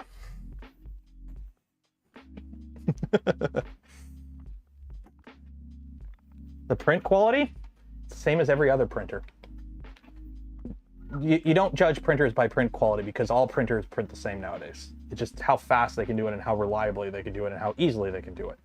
But there's no point in comparing print quality between printers because all modern printers print fine. As long as you take the time to use as long as either the company spent the time to come out with good profiles for it or users come out with good profiles for it, all modern printers print fine. And I do not judge printers by print quality unless they're absolutely horrible, which, let's be honest, most modern printers don't, or are fine. Like, you want to know how the print quality is on that? Well, was this one? No, not that one. Which build was it? Oh, here we go. You want to know the print quality on the Pantheon?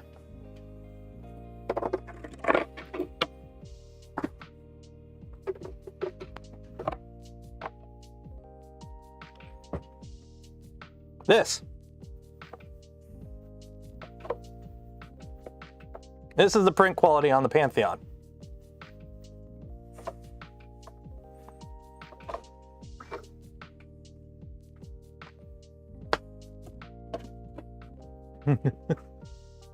It's designed to print carbon fiber and glass-filled nylons all day, every day in production settings. I know who uses this machine and what they use it for, and I don't know if I can say it. But trust me, this machine does cool stuff in the right hands.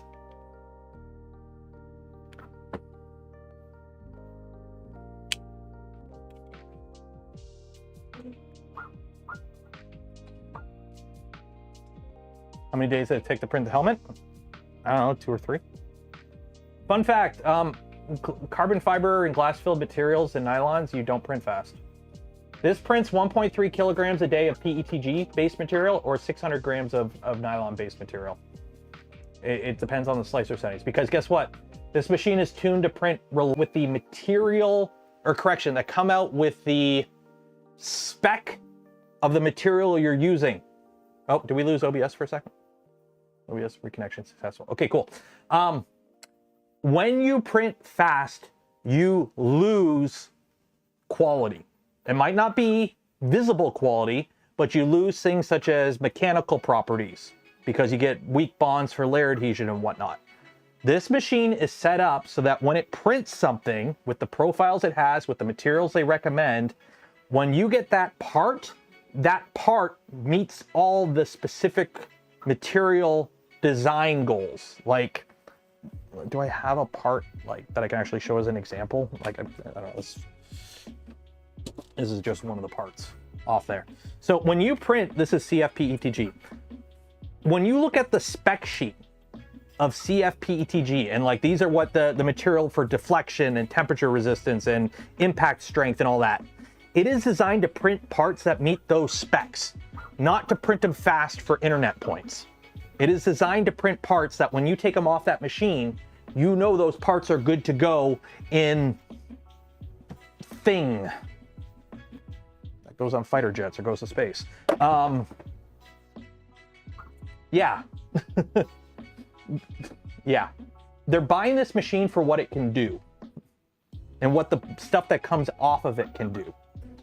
Not internet wank points because it goes so fast. Y'all need to get speed out of your heads. Don't get me wrong, I like printers that go fast.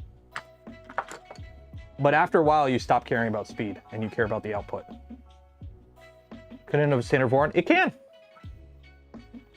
But a standard Voron isn't being bought by companies where they need the parts to come off to go in certain things that meet certain requirements. What purpose did you buy that Pantheon for? I did not. It was given to me by Pantheon. I do not have the budget to buy a Pantheon. They sent it to me.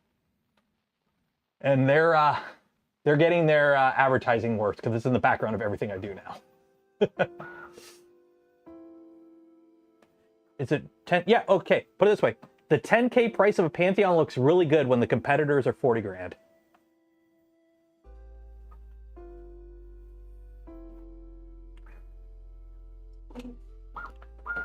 I would show you how this is coming along, but it's green. There we go. It's not on loan. They just gave it to me. They gave me one, they gave Joel one, and I think they gave one other content creator one. That's only 2 XLs.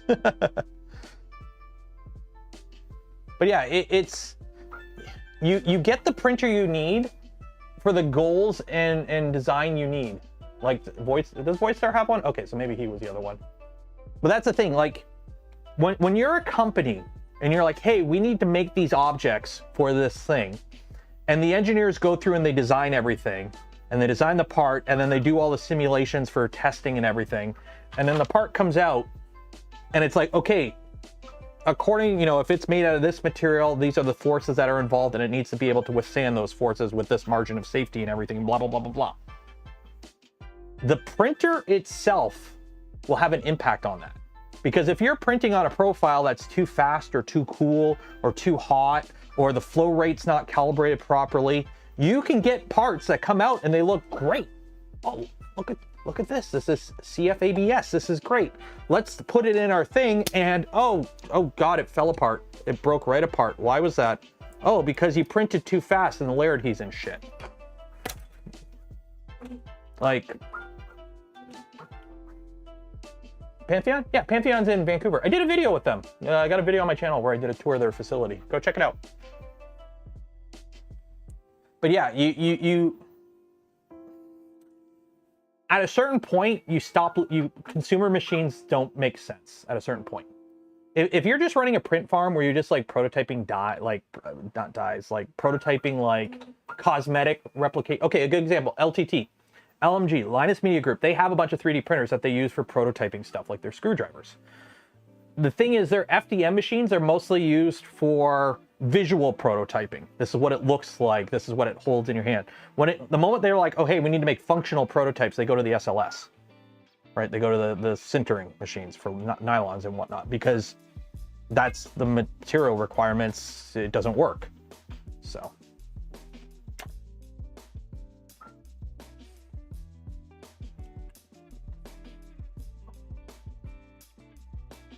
Reliability and price that can be recouped quickly. That's why commercial hardware. Yep.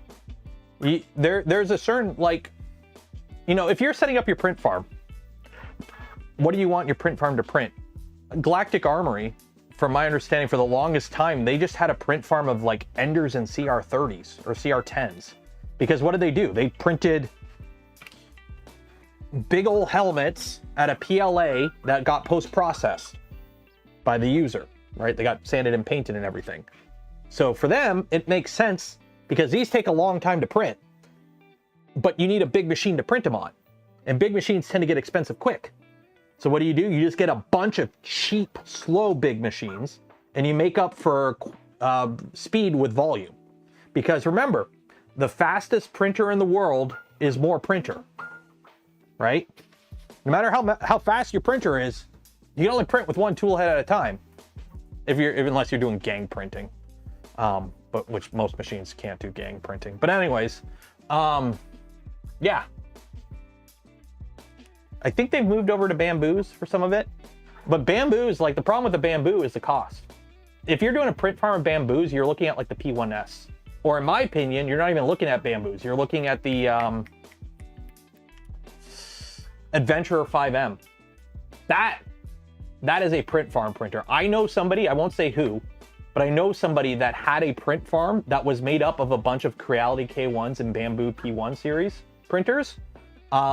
And they pretty much replaced them all with FlashForge Adventurer 5Ms because they printed pretty much within margin of error difference. Like, the parts that came out of all three machines were fully functional, but they could get a lot more Adventurers for the same price, and they were a lot easier to work on. Like,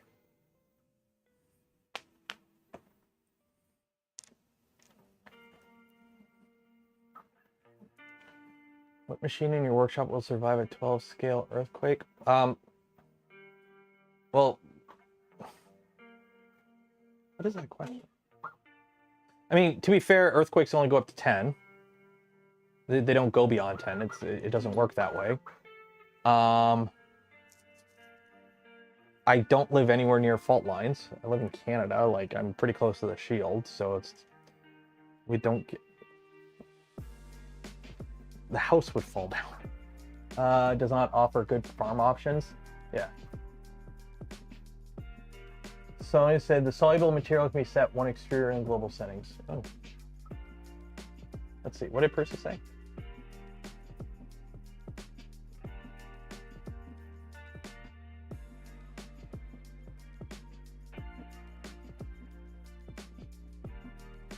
Nobody said anything. I only got one reply to that. It's not that.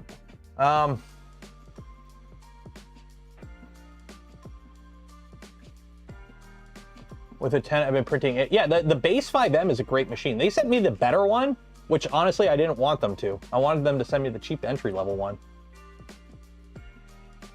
Grant even admit that he phased out a lot of Saval SVO6 because they're so cheap, it's easier to replace them than bother. Well, that's the thing. At a certain price point, it does make sense to just throw out the machine.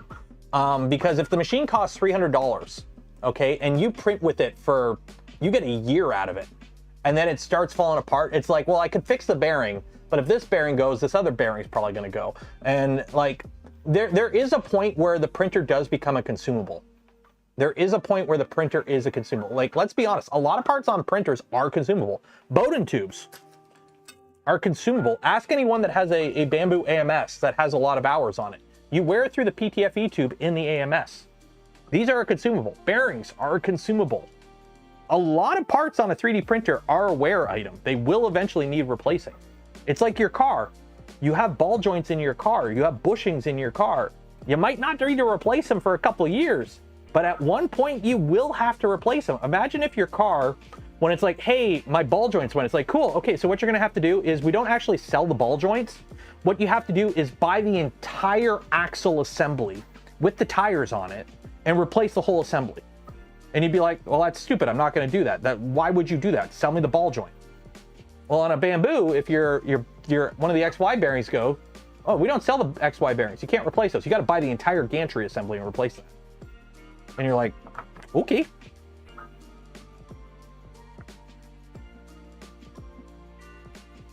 PTFE.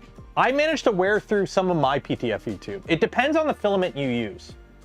It depends a lot on the filament you use, because when it comes out, when you look at the AMS, I got mine up here. It's that first bend where the filament comes through the feeder, that gray thing in front with the motor with the gears. It comes out and it does like an immediate like bend like this, and the PTFE wears out right there. I think they've swapped the PTFE because I haven't, like, mine is an original one and I've worn through mine. When I did the mod to do the Hydra mod on mine, I replaced all my PTFE because it was worn out. ABS, ASA. Okay, that's probably it. PLA will wear it out more. ABS isn't as gritty. I don't know what the word is.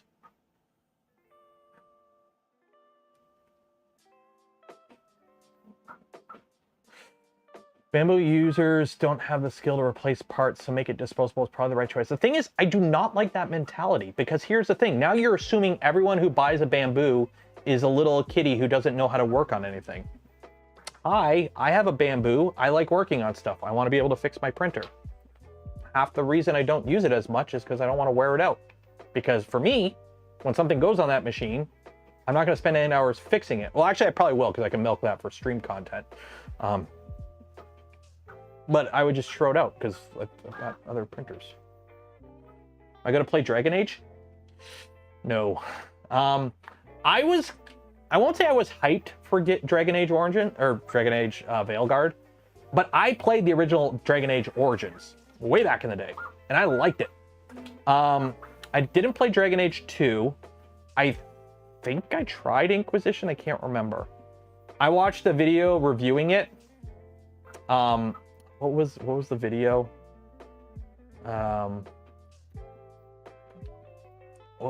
Dragon Age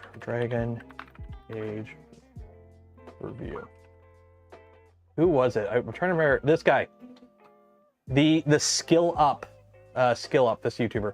I watched this video on it. It's like a 40-minute video on it. It breaks it down pretty good, and I agree with, from what the, because I haven't played the game, so I don't have first-hand experience. But from them going, this is my opinion based on this, and then showing scenes from the game, yeah, it does not look interesting at all. It honestly looks like a BioWare B-Team game from like 2016. Like, yes, it looks good, but it plays like an older game. Prusa said no, it won't work. Is Prusa in chat? I don't have any replies to my tweet, unless Twitter is being Twitter. But is Prusa in chat? Oh, is there a Prusa in chat?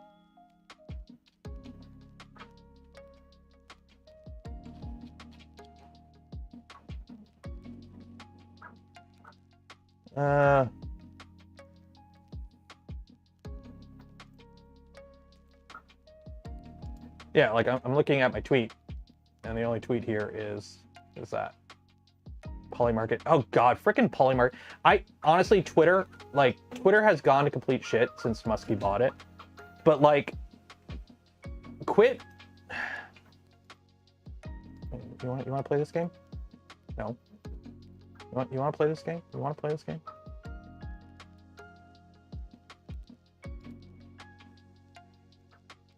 Oh, they changed it. You used to be able to block the stupid ad. You used to be able to block that. It keeps pushing right-wing bullshit, like the Polymarket thing. For those that don't know, if you ever, for those that are curious about politics or whatever, and are somewhat paying attention, they like using the Polymarket to show how like the one side is winning by a lot. For those that don't know, Polymarket is basically betting on the election, and you're not allowed to bet on it based on if you're American. You have to be non-American to bet. So using this as a way to determine who wins, like, oh, this is, you know, it's polling, trying to use it as a poll, doesn't work, because one side is betting more that their side's going to win to try and make people think that their side's going to win. It's nowhere near an accurate thing at all, but it keeps getting promoted. Anyways, what are we talking about? What are we talking about? But yeah, the Veilguard, the review I saw said it very good. Every time you're talking with a party member, it feels like there's HR in the room. Just like I watched the way like that they talk. It's very like if you had something covering their mouth, you wouldn't know they were talking. Like the facial animations are horrible. The main leader of the party talks like a dad talking down to kids. Like every scene I've seen where like the main, like your main character, Rook or whatever the character is called, is like addressing like controversies or whatever in the party, like, oh, these two people are fighting. They're not really fighting. They just slightly disagree, and your character goes like, you guys should really get together. You can learn a lot from each other. We should be a team. And everyone goes, okay, let's do that. Versus Baldur's Gate 3, where it's like, hey, these two people are disagreeing. If you don't talk it out right, one of them's going to kill the other, and you have nothing to stop it. Pick a side, one of them's dying. And you're like, ah!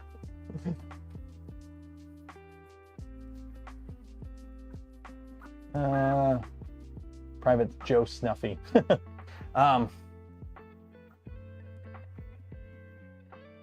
But yeah, Veilguard, I was kind of okay with it because it's like, don't get me wrong, I like BioWare. I love Mass Effect. Like, I love Dragon Age Origins. But just like watching that review and after spending 500 plus hours playing Baldur's Gate 3, it's like, nah, this ain't gonna work. This ain't gonna work for me. Do I have a DIY machine running on belts that are not 2GT? Nope. I don't have the new Cheaty and I don't have a K2. All my machines run on GT2 belt. So, yeah, Baldur's Gate has like broken me for like RPG style games. You mean like, I wouldn't say it doesn't look as bad as Skyrim level of MPG engagement or NPC engagement, but yeah, the looking at the game, it feels like a game from 10 years ago, but that came out today. Like the way like the part, and also it does the thing where it's like the main quest.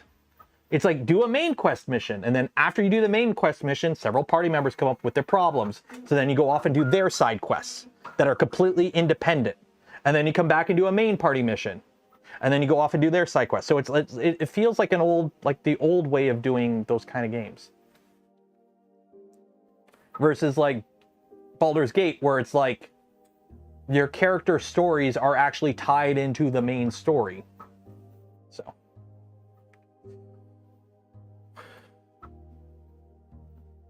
Have I played Once Human? I don't think so. By the way, we're going to be ending the stream in about 20 minutes, so if you haven't entered, or we're going to end the stream at 1:15, I got to end it.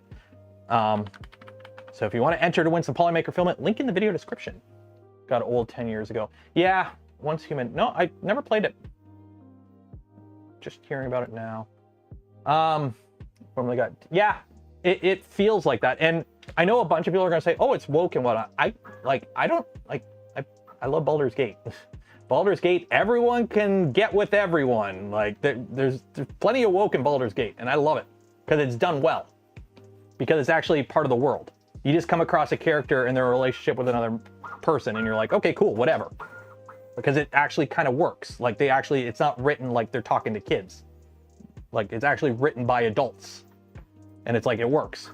So I've seen people are like, oh, this game's too woke. It's like, my brother in Christ, have you played Baldur's Gate? You want to talk about a woke game? Play Baldur's Gate.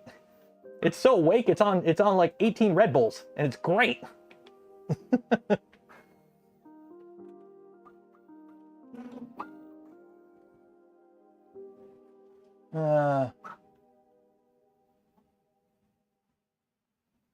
Change it. Yeah, it's the advantage of a tool changer. It just docks and grabs. You don't have to do a purge or anything.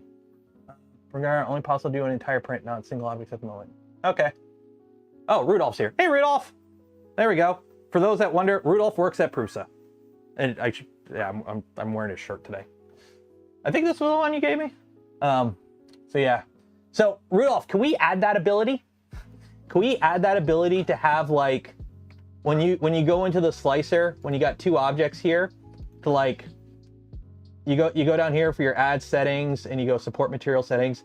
Can we add a setting to like support material extruder that when you click it, you go over here and you can select like hey, can we have like extruder 1 or extruder 2? Because I was given some scenarios.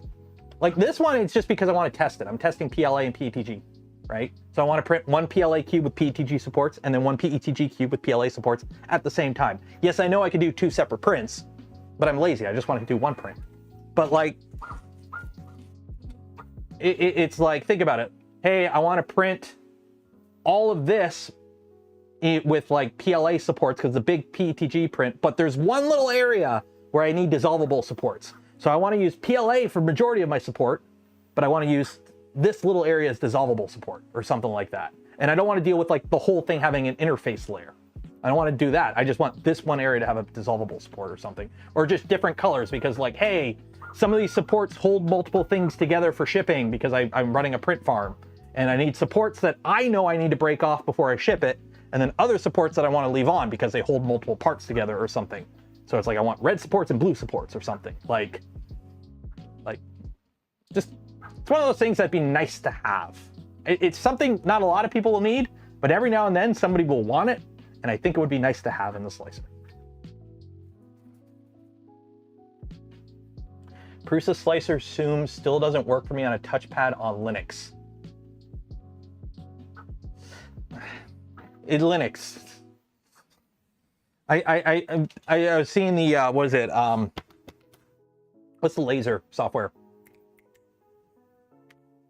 What's the laser software? I have it on my computer. What's it called? What's the laser software stuff? Lightburn. Lightburn. They dropped support for Linux with their newest update, like their last big update with the last big update that would support Linux. And they had to drop Linux support because it turns out like 3/4 of their support issues were related to Linux. And Linux users only make up like 3% of the install base. So it's like we are spending a disproportionately large amount of time for a disproportionately small amount of the audience. So it's like, ugh, it is what it is. Go back to the green cam. Did you know not going to buy a laser cutter then? I mean, it's still good software, and you could still use the software on Linux. You just can't use the newest version. Or you can do what I did and just give up on Linux after realizing like natively a lot of stuff still doesn't run. It was like, yeah, I got my framework laptop. I'm going to put Linux on it. It's going to be great. Wait, I can't put Fusion on it. Wait, I can't put DaVinci Resolve on it. Wait, this one software doesn't work right on it. Shit. Okay, well, go back to Windows. Run on Wine. Then you start running interface layers, and then you start having issues, and it's like,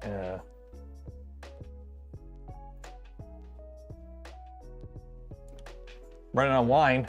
Why don't I just install Windows and install it and run Windows?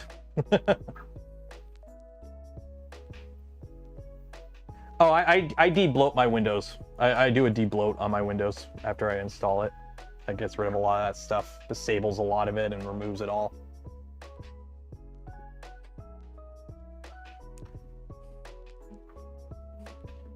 I run on Wine and Rosé Rose.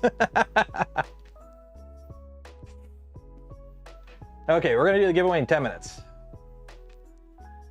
MSN new stuff. I think I don't get rid of, hide my Discord so I don't leak everything.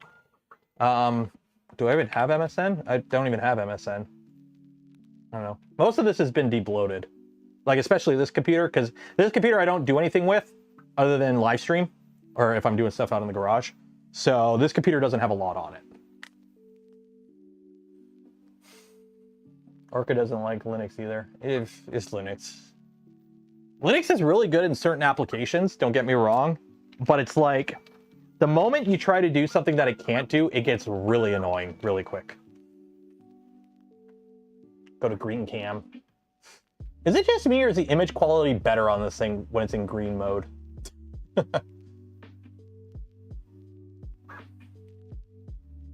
For handheld gaming. Yep, I've got a Steam Deck.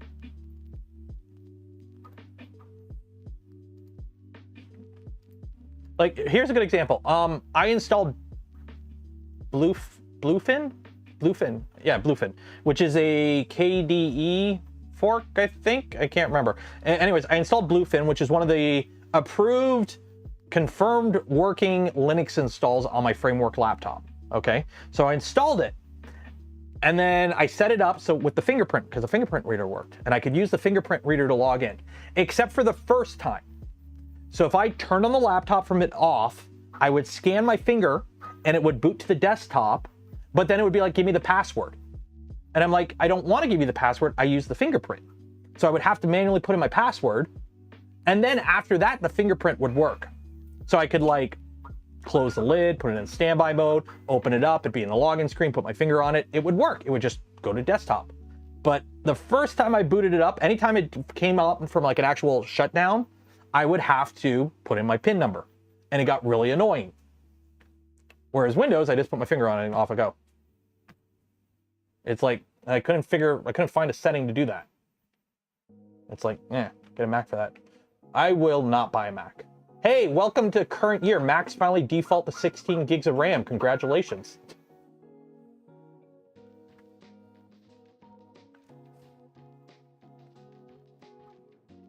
License and driver. Yeah, it's one of those things like when it works great. I liked it. It was nice and lightweight. It booted quickly. It was very snappy. But guess what? I'm running Windows on mine. I'm running Windows 11 on it that I debloated. By basically just uninstalling all the extra crap and running a few scripts. And guess what? It boots just as fast. It's just as snappy, and everything else works. So it's like, ugh. I would get a Mac if they weren't as expensive and the hardware was actually usable.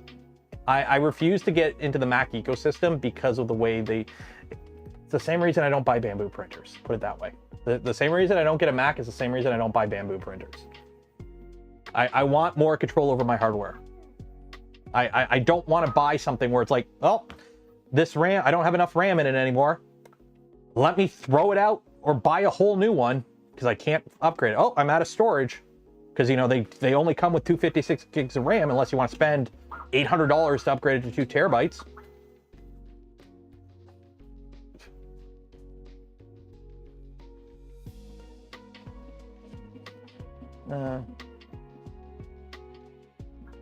You get ads in Windows 11? No, I've got all that turned off and gone. Like, you can disable all of that stuff. You guys know that.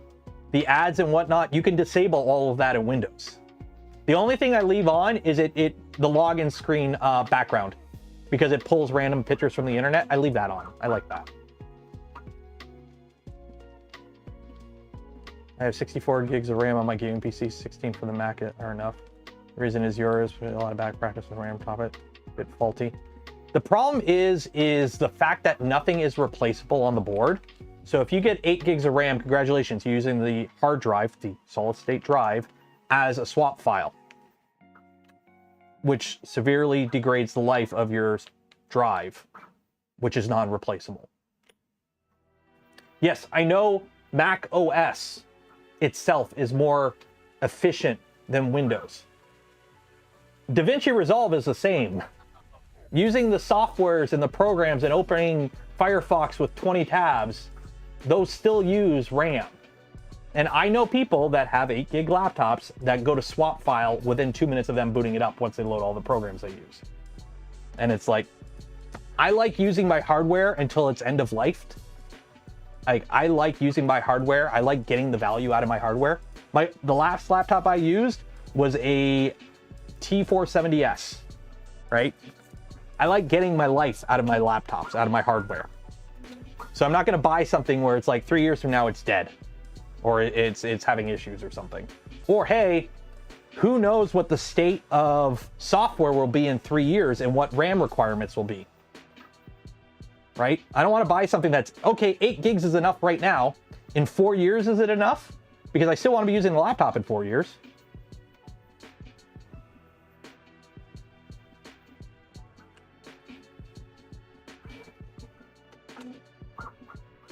11 years, replace the battery once, otherwise never had any issues. 11 years, that's a lot. What were you using it for though? Here's the thing too. Most people that buy Macs, in my opinion, don't need Macs. You can get by with a Chromebook. If you're just using it for web browsing and writing stuff, you can get by with a Chromebook. Hi, Calvin. We have the marble race. You want to watch the marble race? Are we gonna do the marble race? Okay. We got 2 minutes. Because I got to let people enter for their chance to win. So say enter for your chance to win. Enter for your chance to win. There you go. That one was go to. Yeah, my, what do I have on this? I love you too. Oh, I love you too, buddy. What do I even have on here? So this computer right here has 32 gigs of RAM? Yeah, 32 gigs of RAM. There you go. That's what this has. My main desktop has 128 gig, or 64? Yeah, my main desktop has 64 gigs of RAM. This has 32. My framework laptop has 32. Yeah. Honestly, if Macs sold their hardware with like user replaceable RAM and solid state drives, like NVMe drives, I probably would get one. I just don't want to invest in something I don't have any control over, essentially. Like, I got nothing against the software side of things. I actually think Mac software is pretty nice and they have some good stuff. It's the hardware I don't like. It's the hardware, the way they do their hardware I don't like. Simple as that. There you go. Don't spill. Okay, we got 1 minute left. Yeah, the older Macs, you can replace everything.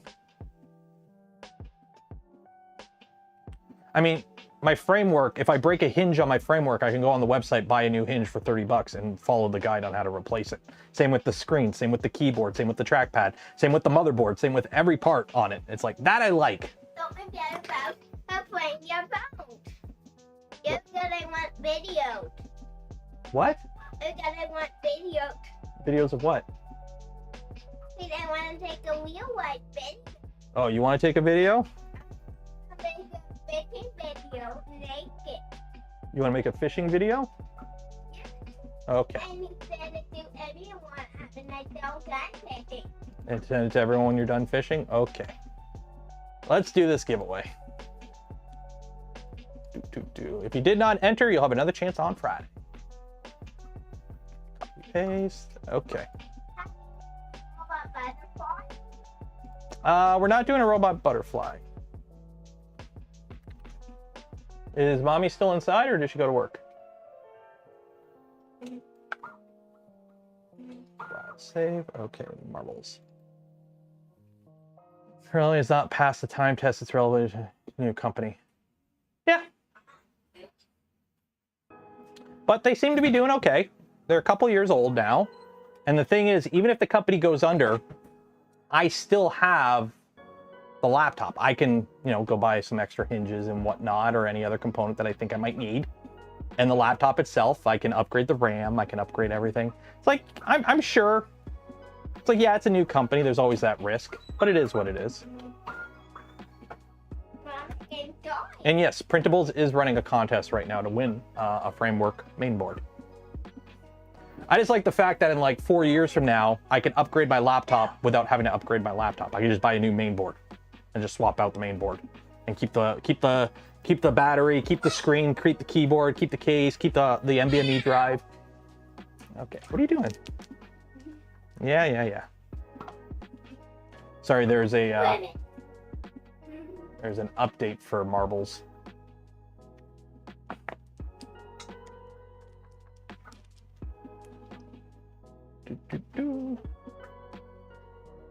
Linux isn't worth the hassle. I have computers in my house with Linux.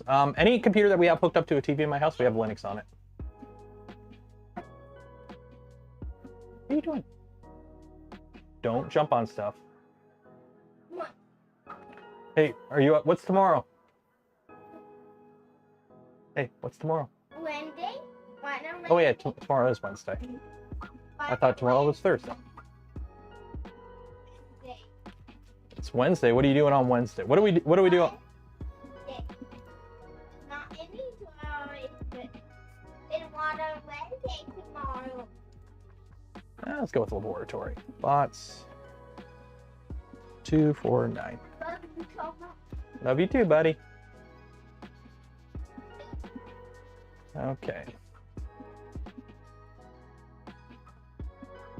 Okay, so how this works, if you win, you get a spool of filament from Polymaker. If I pick your name, you win 2 spools, if you win. So good luck to, we'll go with this person right there. This person. Steve Weatherman. If you win, you get 2 spools of filament. Anyone else, if you win, you get 1. Remember, exclamation mark zoom makes you go faster. Exclamation mark gullible makes everyone else go slower. And if you like the smash button on the YouTube video, it greases up your ball to make it go even faster.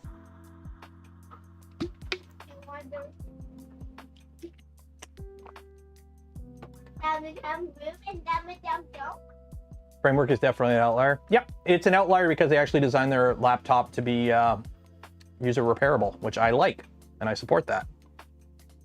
An elevator. Yeah. Hey, who's in the lead there? Can you read that name? Oh, they're not leading anymore.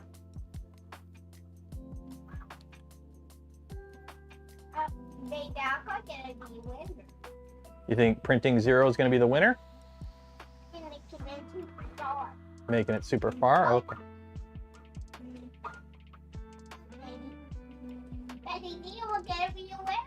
Well, maybe. Oh. Oh no, I'm stuck in here. How do I get out? There we go. Oh no. Let's make the camera a physics object and get. Oh no, Alan. Yeah, they fell off the track. Because it's a race and it's an obstacle course, so sometimes people fall off onto the field of cabbages. Oh, Skyrim's in the lead again. We just can't get rid of Skyrim. It's just always there. You just can't get rid of Skyrim. Oh, you bled off all your speed. No. Well, David won. David's projects won because they came in first. Are we done? Yeah, we're done. Congratulations, David's projects. Because Bethesda hasn't done anything. I am not holding out for Starfield, or not Starfield, Elder Scrolls 6. So David's projects, okay. Don't forget about it, get your phone. Yep. Are we going fishing today? Okay, I guess we're going fishing later today. Don't forget about your phone. I'm going to be making videos. I will get some videos of us fishing then. Video. Okay, go inside. Daddy will be inside in a minute. There we go. Okay, there we go. Oh, no, that's the wrong David. David's project. Where's... Too many Davids. There we go. There's the right David. Okay. So congratulations, David. You won yourself a spool of filament from Polymaker. You'll get an email from me after the stream ends with information on how to collect your filament. I will post pictures of these on like the Twitters and Discord and whatnot after they're done. So yeah, so we're gonna call it there. Huge shout out to Polymaker for the spool of filament we gave away with this stream and every stream. Links for all of them and more in the video description. And for those that donate to the channel, gifted memberships to others, or became members of the channel yourself, I thank you. Would not be able to do the things I do, create the content I create without your continued support. You make it all possible. We're gonna call it there. This should be done. I'm gonna do a little bit more testing on my end. Then I'm gonna put it back downstairs. Yeah. So what I'm gonna do is I'm gonna set up like number 5 as like the flexible one, and that'll just be flexible materials. So yeah, we're gonna call it there. I think that's it. Okay.